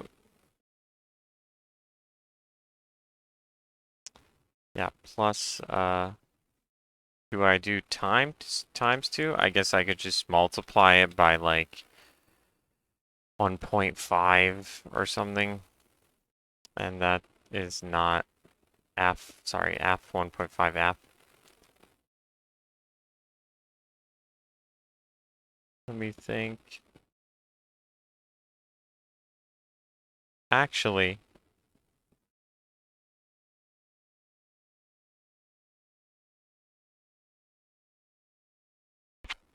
so I wanted to spawn cubes. Oh my goodness, I would have to get the Y size, the Y scale. So Y game development. So I'm not gonna lie to you, I like really, yeah, it's kind of a long story. So, yeah, it is kind of a long story. I guess I could tell it, but basically, I've played League of Legends. Well, I used to play League of Legends a lot more, and I still sometimes do from time to time. Or I still sometimes do. I don't know why I needed to say that. So, first off, it was League of Legends. That was like the first game I really got in. That was the first like online game, big online game that I got into. And that has balance patches, right? That was the first live service game I really got into. And for years I was like, this is awful. Like why are they balancing the game this way? Like, this champion is too strong, that champion's too strong, turrets need to be buffed, creep block needs to be removed. Sorry. Unit collision. Unit collision needs to be removed. And that was the first thing. That was the very first thing. The second thing was Genshin. So Genshin was my first gacha game ever, basically. Like the first one that I got into hardcore, and it made me realize how scummy the industry is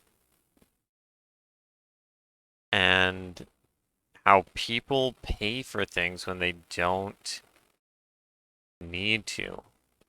Like, people spend money on things without figuring out if it's a product that's worth their money. and they don't care if the people making the game are manipulating them to get money out of them. So I am doing this so I can learn how to make games, so I can make a game that doesn't resort to a scummy business practice to make money. And I'm a firm believer that when you're making a video game, you should put the player's experience first. And really, I'm a believer that if any company, every single company should put the consumer first and should make the best product possible. That should be their number one goal, not to make money, to make the best product possible. So that's pretty much it. I'm just learning this so I can make a game, so I can basically have people not pay money on things that are really not worth their money, or give their money to companies that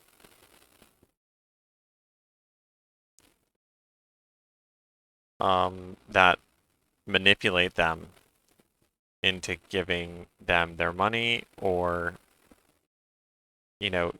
companies that use scummy practices, companies that are scummy. Pretty much why I got into it as well. Nice. How's it working out for you? Because a while back I was arguing on Reddit, and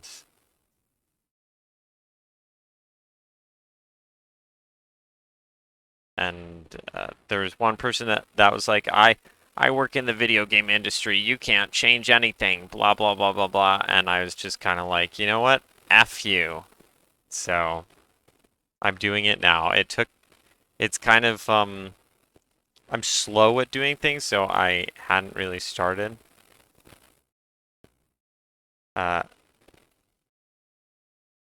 So I just kind of started recently. I mean, it's a slow process for me, and I do things slowly anyway. But okay, you said not good, haha, I haven't really released anything yet. Well, you'll get there, you'll do it. But yeah, I just want to provide an alternative. I guess a better way of putting it is that I want to provide an alternative to video game consumers. A better alternative to video game consumers.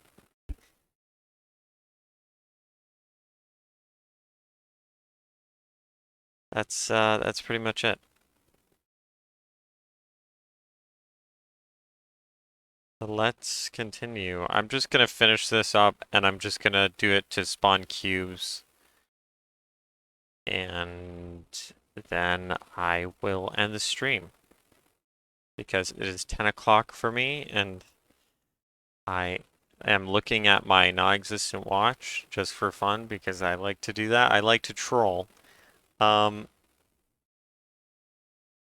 yeah, it's 10 o'clock for me, East Coast gang, woo! And I want to get to bed earlier, so. Bam. Okay, so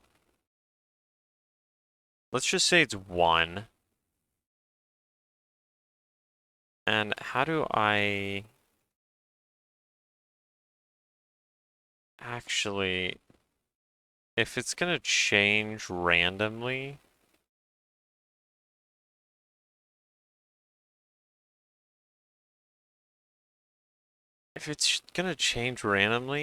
then that might not be a good idea. Actually, it probably doesn't matter where I put this. I could probably just put it in like the middle of the gosh dang.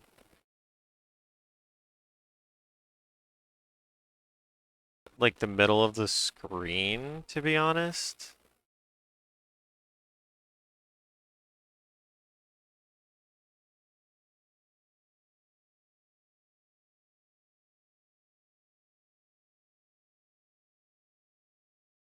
Unless I want to spawn things from...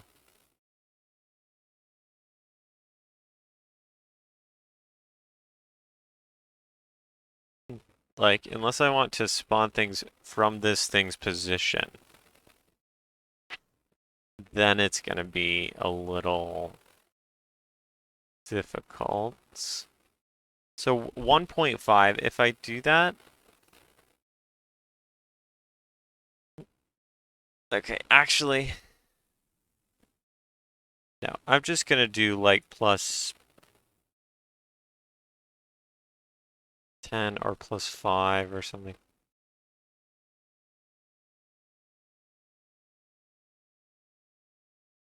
Yeah, I'm just gonna do like plus 10. You know, plus 5.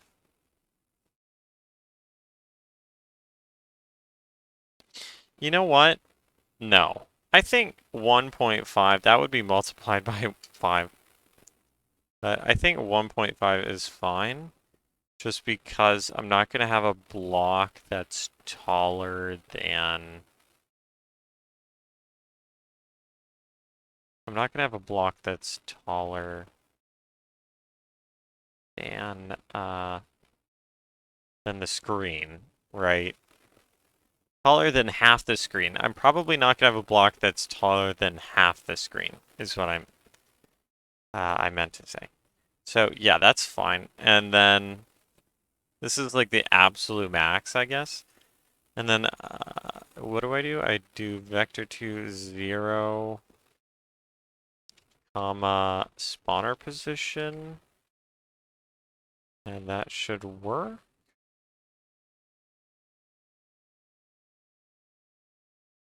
And that's gonna be good because it's when I start the game, it's just gonna move it to that point, regardless of the size of my screen. Okay, cool. And then we do we make a prefab, actually. So I don't know. Let's see. Open C# project. And I can just do this here. Prefabs. And then go in and then create a cube.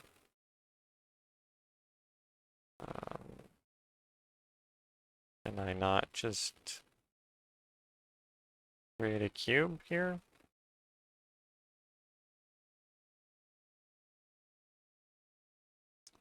Okay, that's kind of a difficult way to do that, so never mind.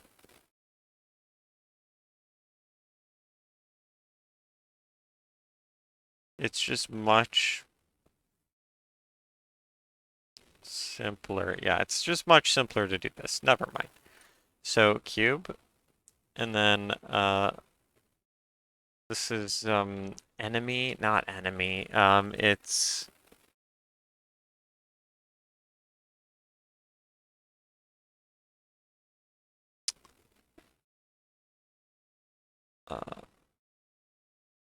what would I even call this?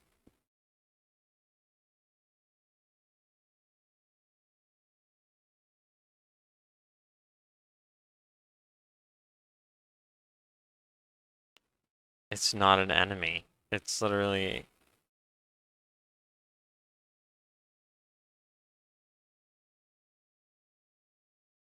So, not an enemy, not an obstacle. There's a word for it. Okay. Hazard, hazard. Let me just do hazard, hazard. Okay, and I'm just saying things like 5 times in a row. Okay, now I can just delete that. Whoa. And... Obstacle, oof. Yeah. True big oof.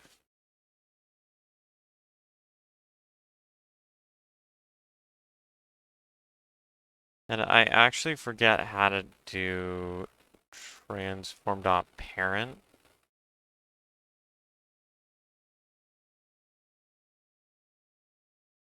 Is it just transform.parent equals transform? I guess it is. Yes. Okay. Yeah. And then this is just 1 position. Heck.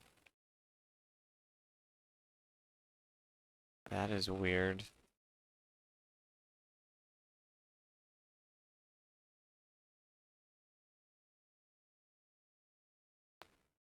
That doesn't matter, I'm guessing. Okay, okay, then we do an instantiate. We have to instantiate. So there's a range that I want to do. Random, then we do random dot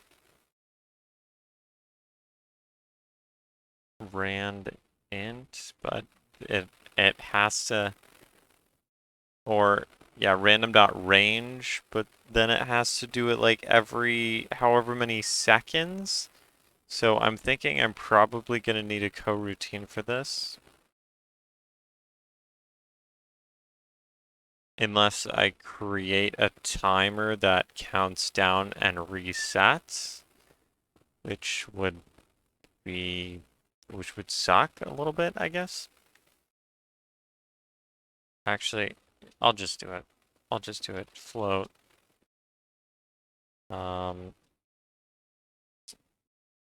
Rate of fire. Okay, and then we do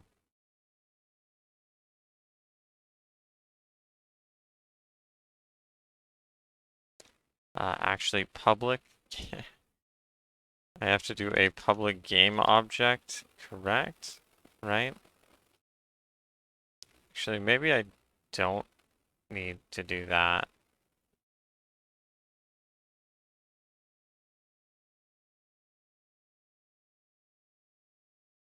Yeah, I'll do it. I'll do it anyway. Public game object hazard, I guess.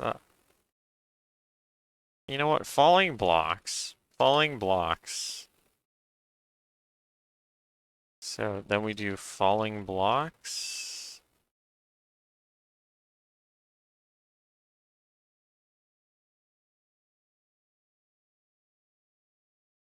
What is it? Falling blocks dot transform. Can I actually do this? Oh my gosh. Okay, I guess. And then I'll just put this here for now. I'll just, oh, sorry, save.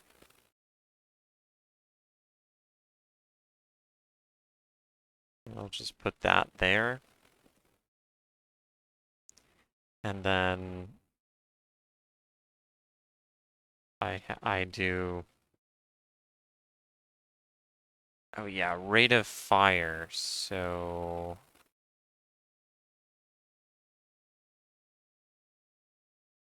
this is gonna have to be, there's time dot, oh goodness, fixed time. Actually, I had this in my other project, but I forget. Time dot, you know what? Actually, it's just time dot time. Time dot time. No, actually it's not. It's not.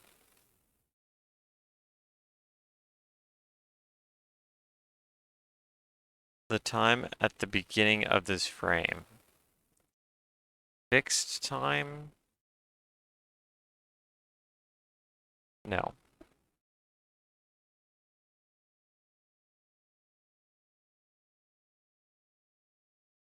Oh, actually, maybe the time in seconds from the last frame. maybe I do this. Okay. So if I want this to be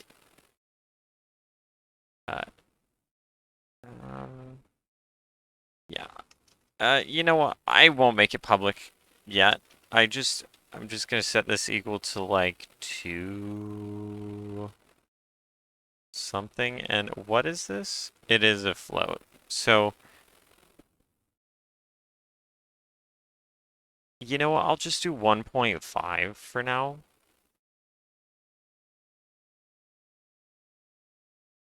And range, random.range.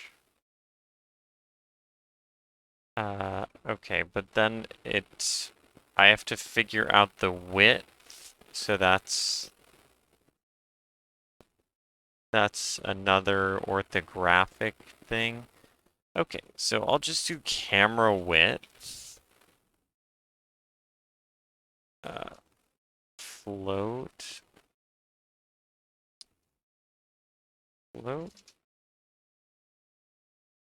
Dot camera width. I could probably like get component this from the other script, but I don't want to do that. So float dot not dot float screen width. Okay, yes. Equals camera dot main dot aspect times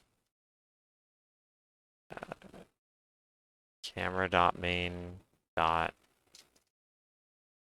orthographic size.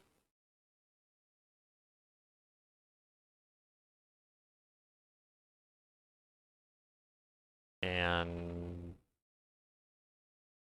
that should be fine, I guess.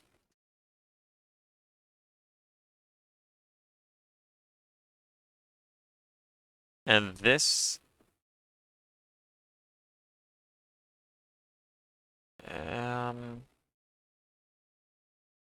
that's not gonna work. I need that later.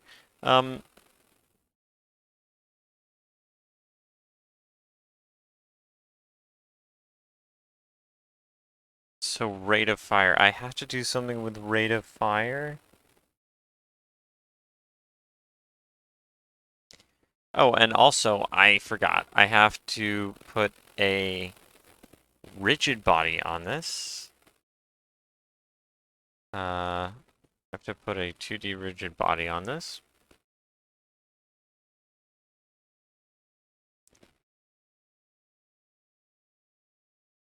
At least I think I do.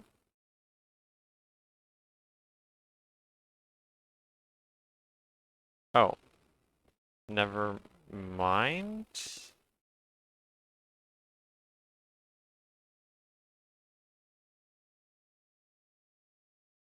What?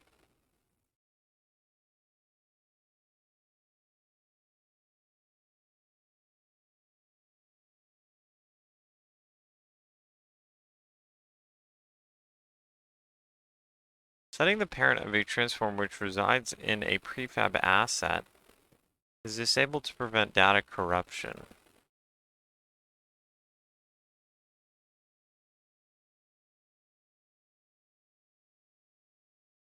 Okay. So maybe I don't do that? Oh, yeah. Okay. I forgot. Rigid body. Got it. So I have to actually delete this box collider and add a rigid body. And then that should work. That should work. Now if I start this. Perfect. Oh, that's perfect. Okay. And now I can delete that because that doesn't work. And then I do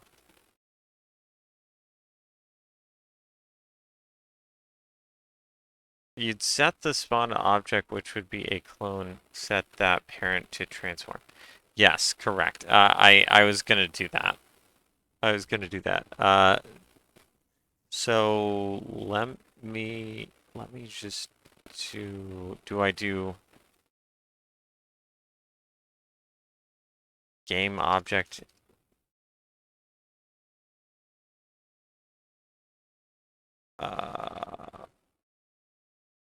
You know what? I'll just do this. I'll just do game object hazard. And then I'll do game object falling blocks here, which is going to be something different. It's going to be the instance of the hazard. Sorry, if I overstep, just tell me. No, you're fine. Other people are usually... Actually, I was playing Genshin the other day, and this guy was like, oh, you know, your character's really not, like, doing damage. And I'm like, yes, I know. They're not built. I'm like a veteran player, so anything you think you could do to tell, like, anything you think you could tell me that would help me, I already know it. So, but yes, I'm new to this. So, any help that you want to give me, please give it to me. And I'll just say, okay, yeah, that's what I was gonna do. So, thank you. You know, thank you for trying to. I know it sounds kind of arrogant when I say thank you for trying to help me, but I mean, thank you. I mean, that's how it is, I guess. Anyway, but thank you for trying to help me. I get it, but I don't know exactly how to do it. I think so. What do? I do game object dot inst. No. Hazard. I do hazard dot in. How do I do that? Oh. Oh. Correct. Okay. Yeah, so then I do falling blocks equals instantiate hazard, and then I do something like this, except I have to do the rate of fire thing.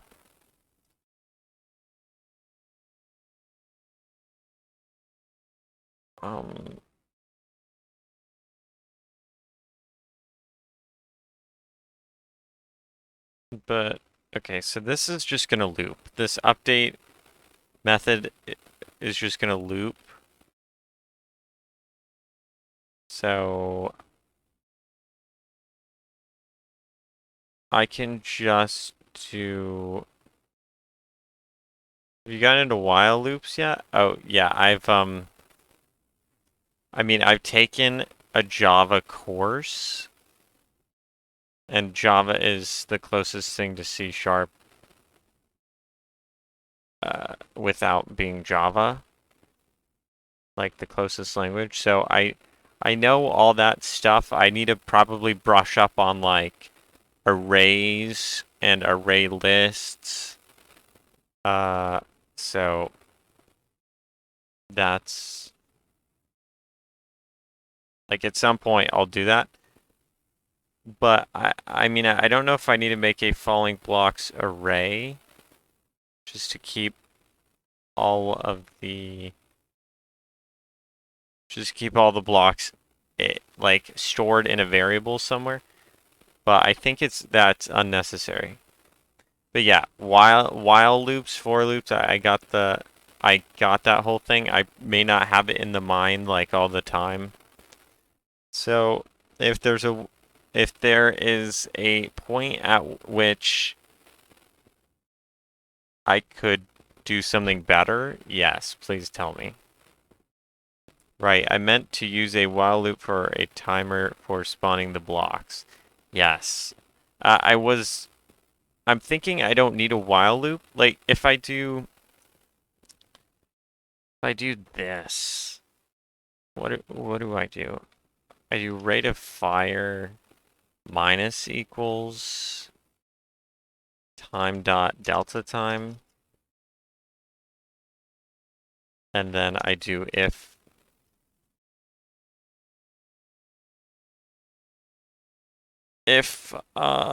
rate of fire equals, I'll just do less than or equals 0. Sorry, I'm burping. Then I do one of these here at a random range because vector 3. Oh, is there a 2D instantiate? I might actually. Okay, there probably is a 2D instantiate. So, yeah. Like this update method is a loop in itself. It's a permanent while loop. Right? From my understanding. Let's do yeah, hazard. And then vector 2. Okay, I have to make a vector 2 here. Okay, yeah, let me just do vector 2 range. Vector 2 spawn range. Have I already done that? No. And then I do vector 2 equals sorry. Spawn range. On range equals new vector 2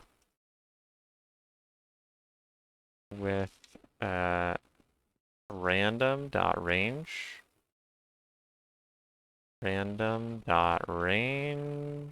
not random range. This is deprecated, so we do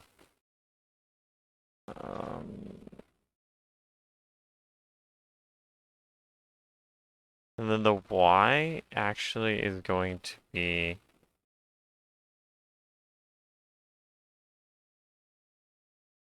transform dot position dot y.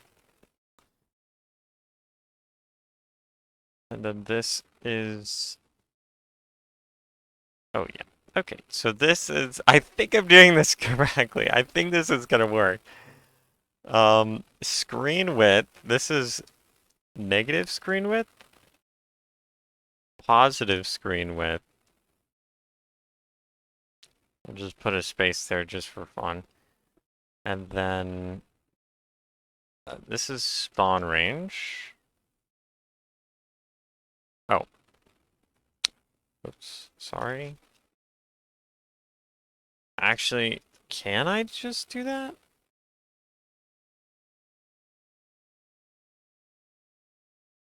Cannot convert from Unity Engine.vector2 to Unity Engine.transform.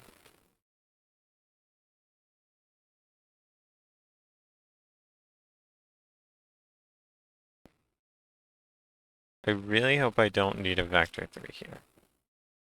Okay, I don't need it. Yay. Okay, and then I just do this. I don't even know, yeah. Then I just do this, and that should be good, I think.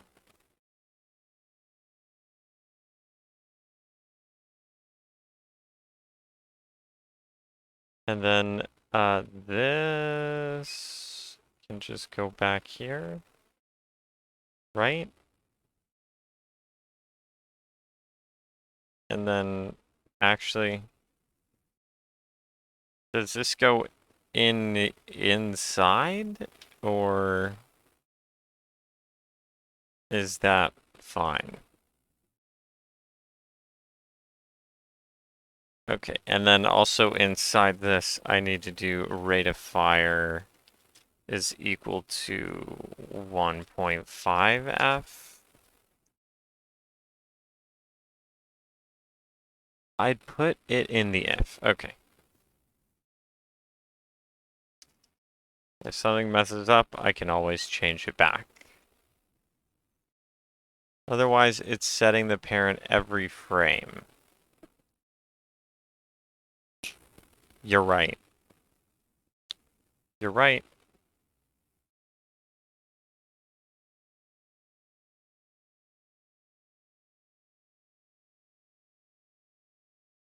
Okay, and I think that's good. No. Yes?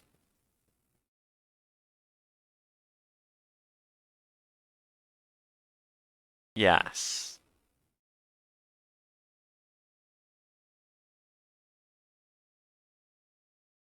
Yes. Okay. Yeah, that should work. That should work.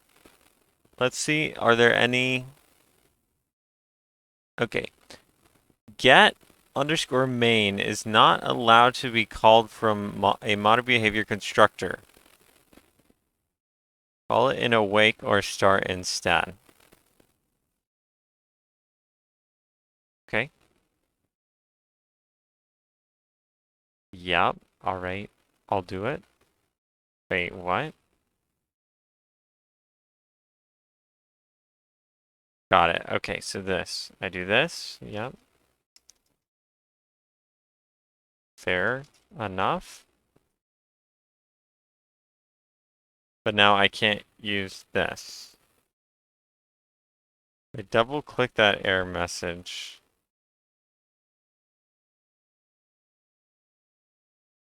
Called from monobehavior spawner controller on game object spawner. See script serialization page in the Unity manual. Get underscore main is not allowed.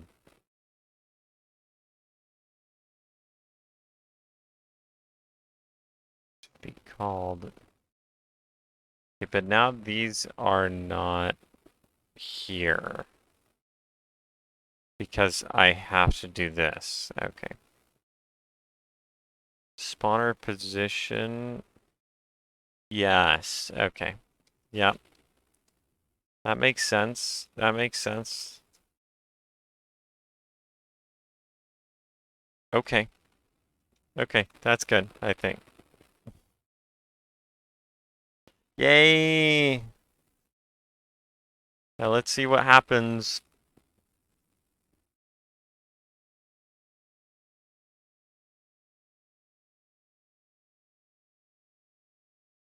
The variable hazard of spawner controller has not been assigned.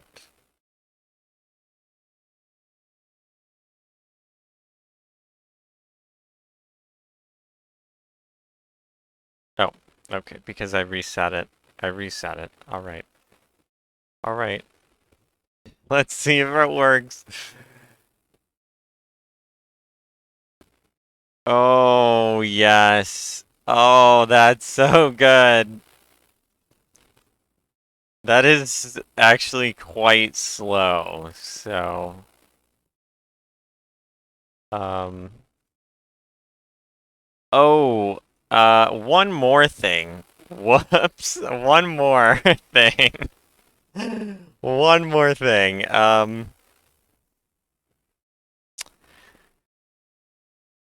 Yeah, one more thing. Yeah, easy, easy. Psh. Um,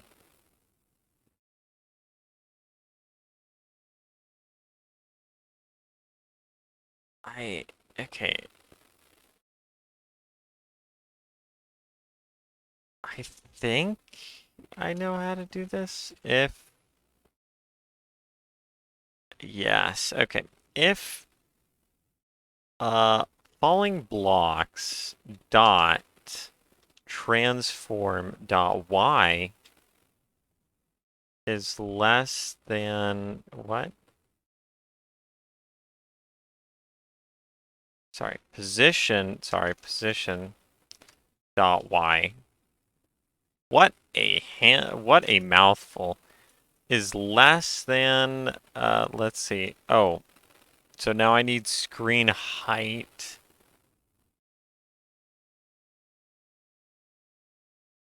But now when you change the rate of fire in the inspector, your line 31 will override that value.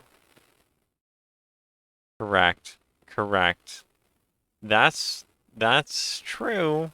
That's true. That is true. That's true. I actually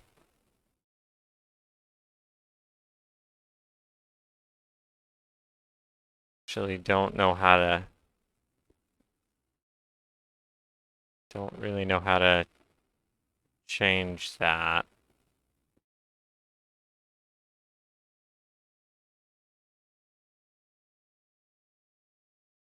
Uh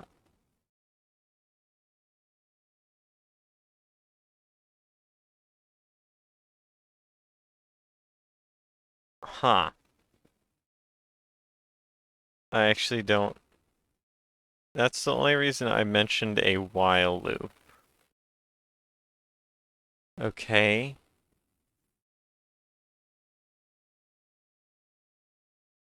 So, okay, sure. But let me look at what else you said here. Where did you talk about a while loop? I know you did, but I'm just kind of tired and hungry, so I can't. I'm not thinking the best here.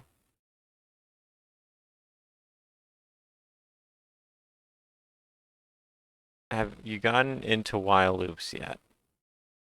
Meant to use a while loop for a timer for spawning the blocks.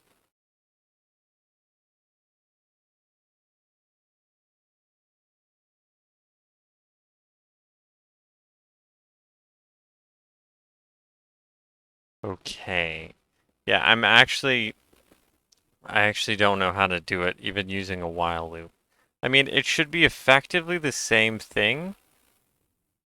From my understanding, it should be effectively the same thing.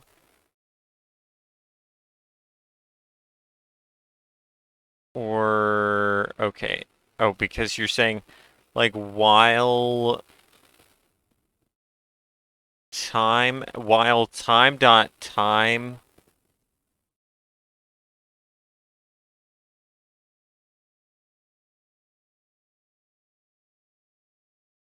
Wait. Like, while, I'm thinking while time dot time is greater than 0, then you, wait, okay, plus.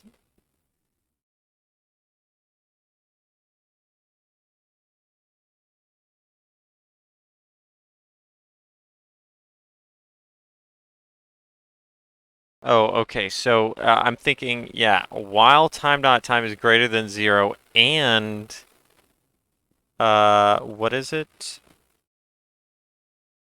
Time dot time, but it's like minus, it would have to subtract itself.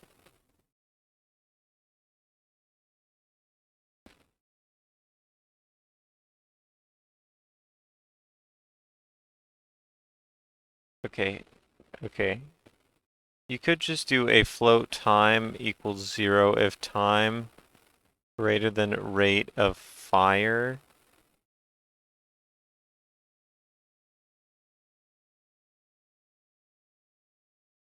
Float time equals 0 if time greater than rate of fire. Time plus equals delta time. Oh, okay. Time plus equals delta. Time equals 0. Oh, got it. Okay, so you're saying like just add another variable?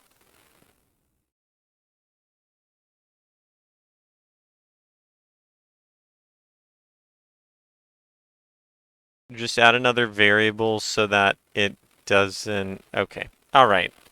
That makes sense. That's what I was thinking of, but I thought that would be redundant, so that's why I was like, I don't know how to do this.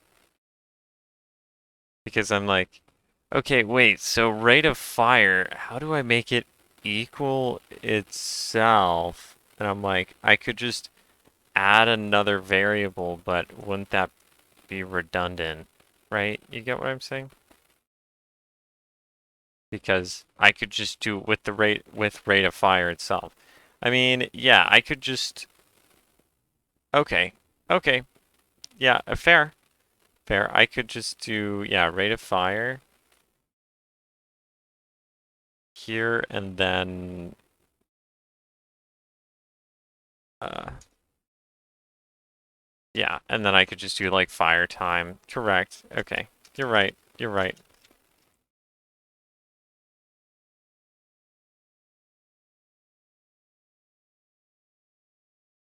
Which would be yeah, which I mean like this looks so silly. Do you see this? Do you see this? I guess this is can I what is going on? Do I have to do this inside the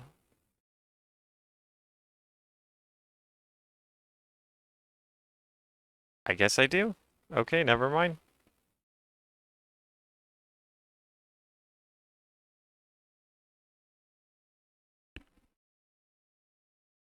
I just leave it 0 or don't initialize it. Oh. Alright, fair. Fair. And then I do fire time.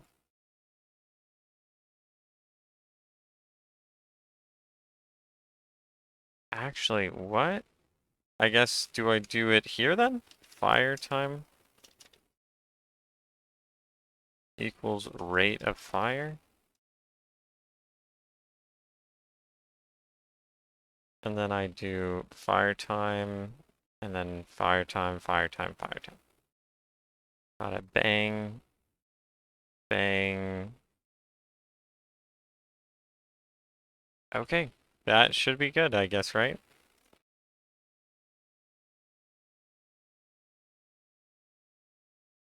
And then height, this is just gonna be, what is it? Orthographic size negative, wait.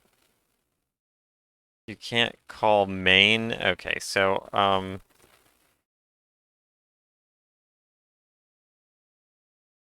so I'm going to have to do,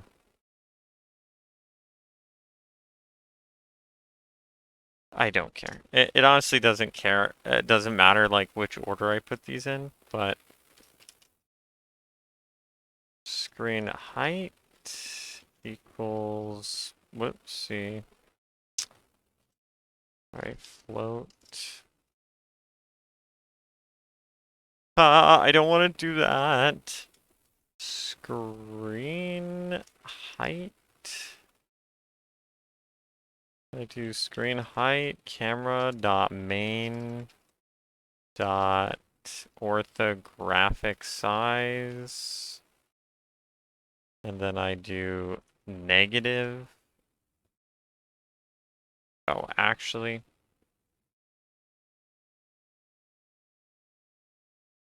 Or just fire time plus equals delta. And if fire time less than rate. Oh, if fire time greater than rate of fire.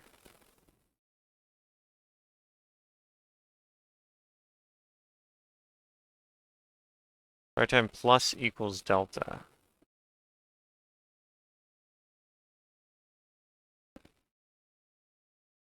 Wait a second.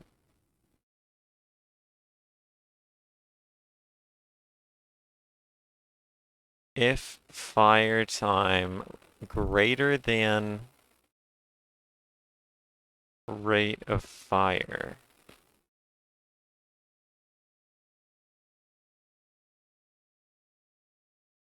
No, I don't think that would work because time.delta time is the time in between.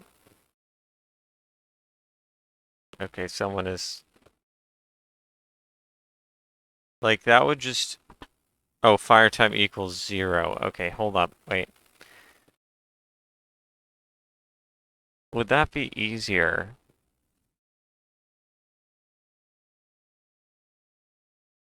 Oh, correct. Yeah, like you could. Yeah, like you could do it the opposite way. I don't know if that would be better. I don't know if that would be like objectively better, but if it is, then I can do it.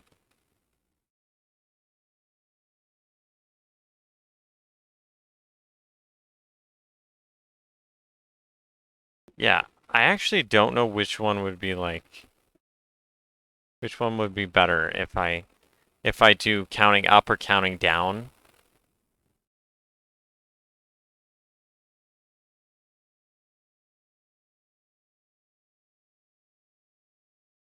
But whatever. Let's just you're adding more lines of code by initializing it to rate of fire.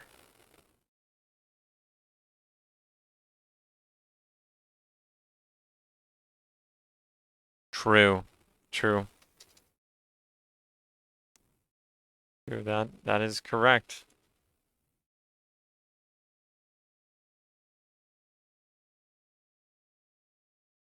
So yeah, I'll switch that. I'll switch that.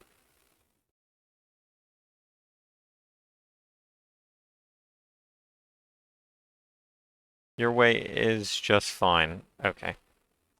Yeah, I mean the less lines of code the better. Definitely.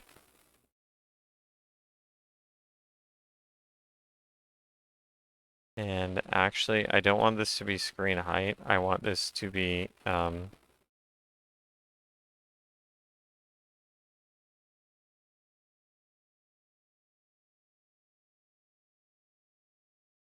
you know, I want this to be despawn range. Despawn range. If I could just say it like 5 more times, that'd be super good. I don't need to say things twice.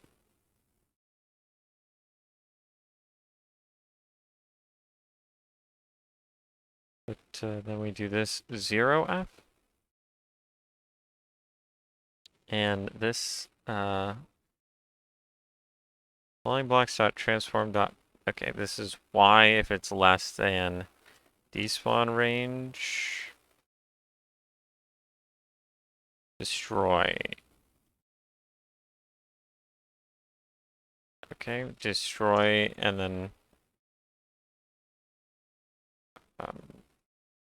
destroy falling blocks. And you know what? I'm just gonna remove the S here.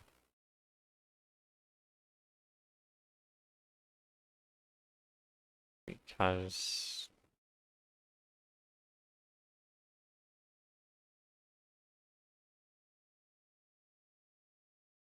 it's just easier that way to do singular.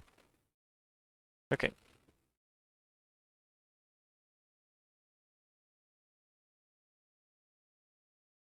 And despawn range is this divided by, actually, no, it's this times 1 point,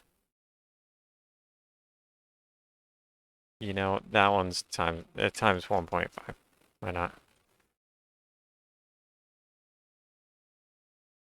I have to say things through more, helps with the concentration, might even stick my tongue out sometimes. Yeah, I mostly just say it because I don't have a speech impediment. It's just kind of, you know, it's just kind of a mental thing. Like I mean, I'm not the best at speaking. I don't have a speech impediment, though. You know, sometimes my brain just kind of short circuits. It's my ADHD for sure. Okay, then that might be it for me because I also have ADHD.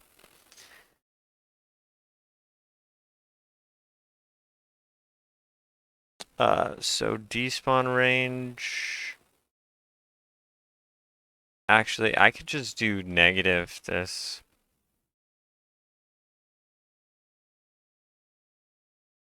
And then I can just remove that positive.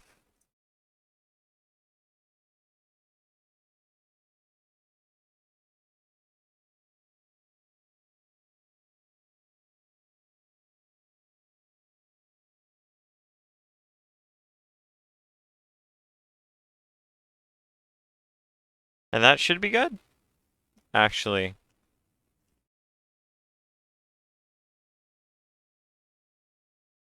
And actually, what do I want to do here?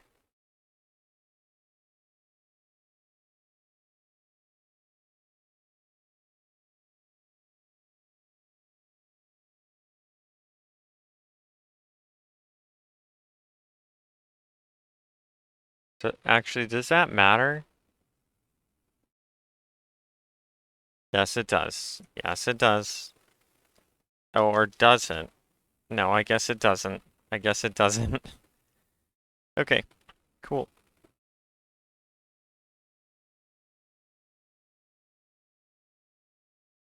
The field spawner controller.rateIfier is assigned, but its value is never used.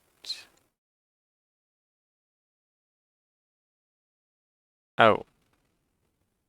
Oh.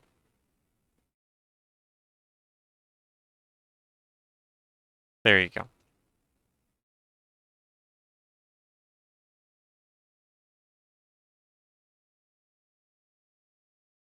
That should work.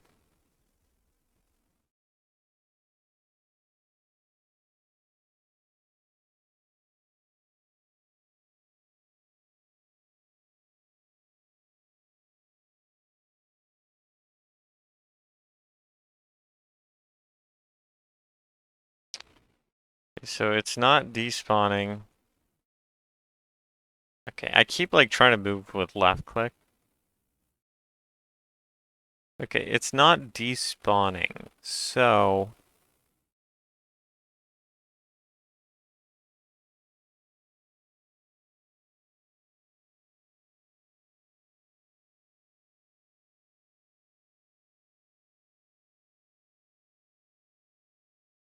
I'm a little confused.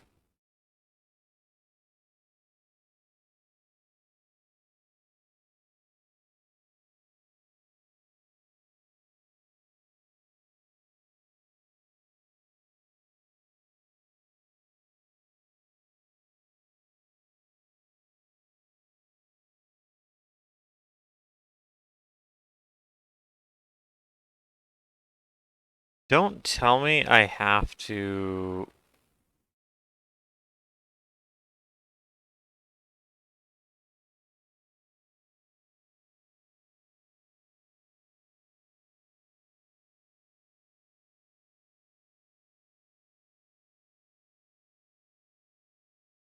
Object reference not set to an instance of an object.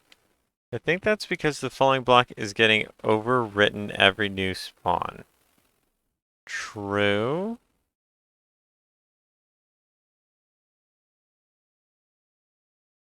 Oh, okay, and I said it anyway. But does it even matter? That's true. That's true. So maybe if hazard, please tell me this works.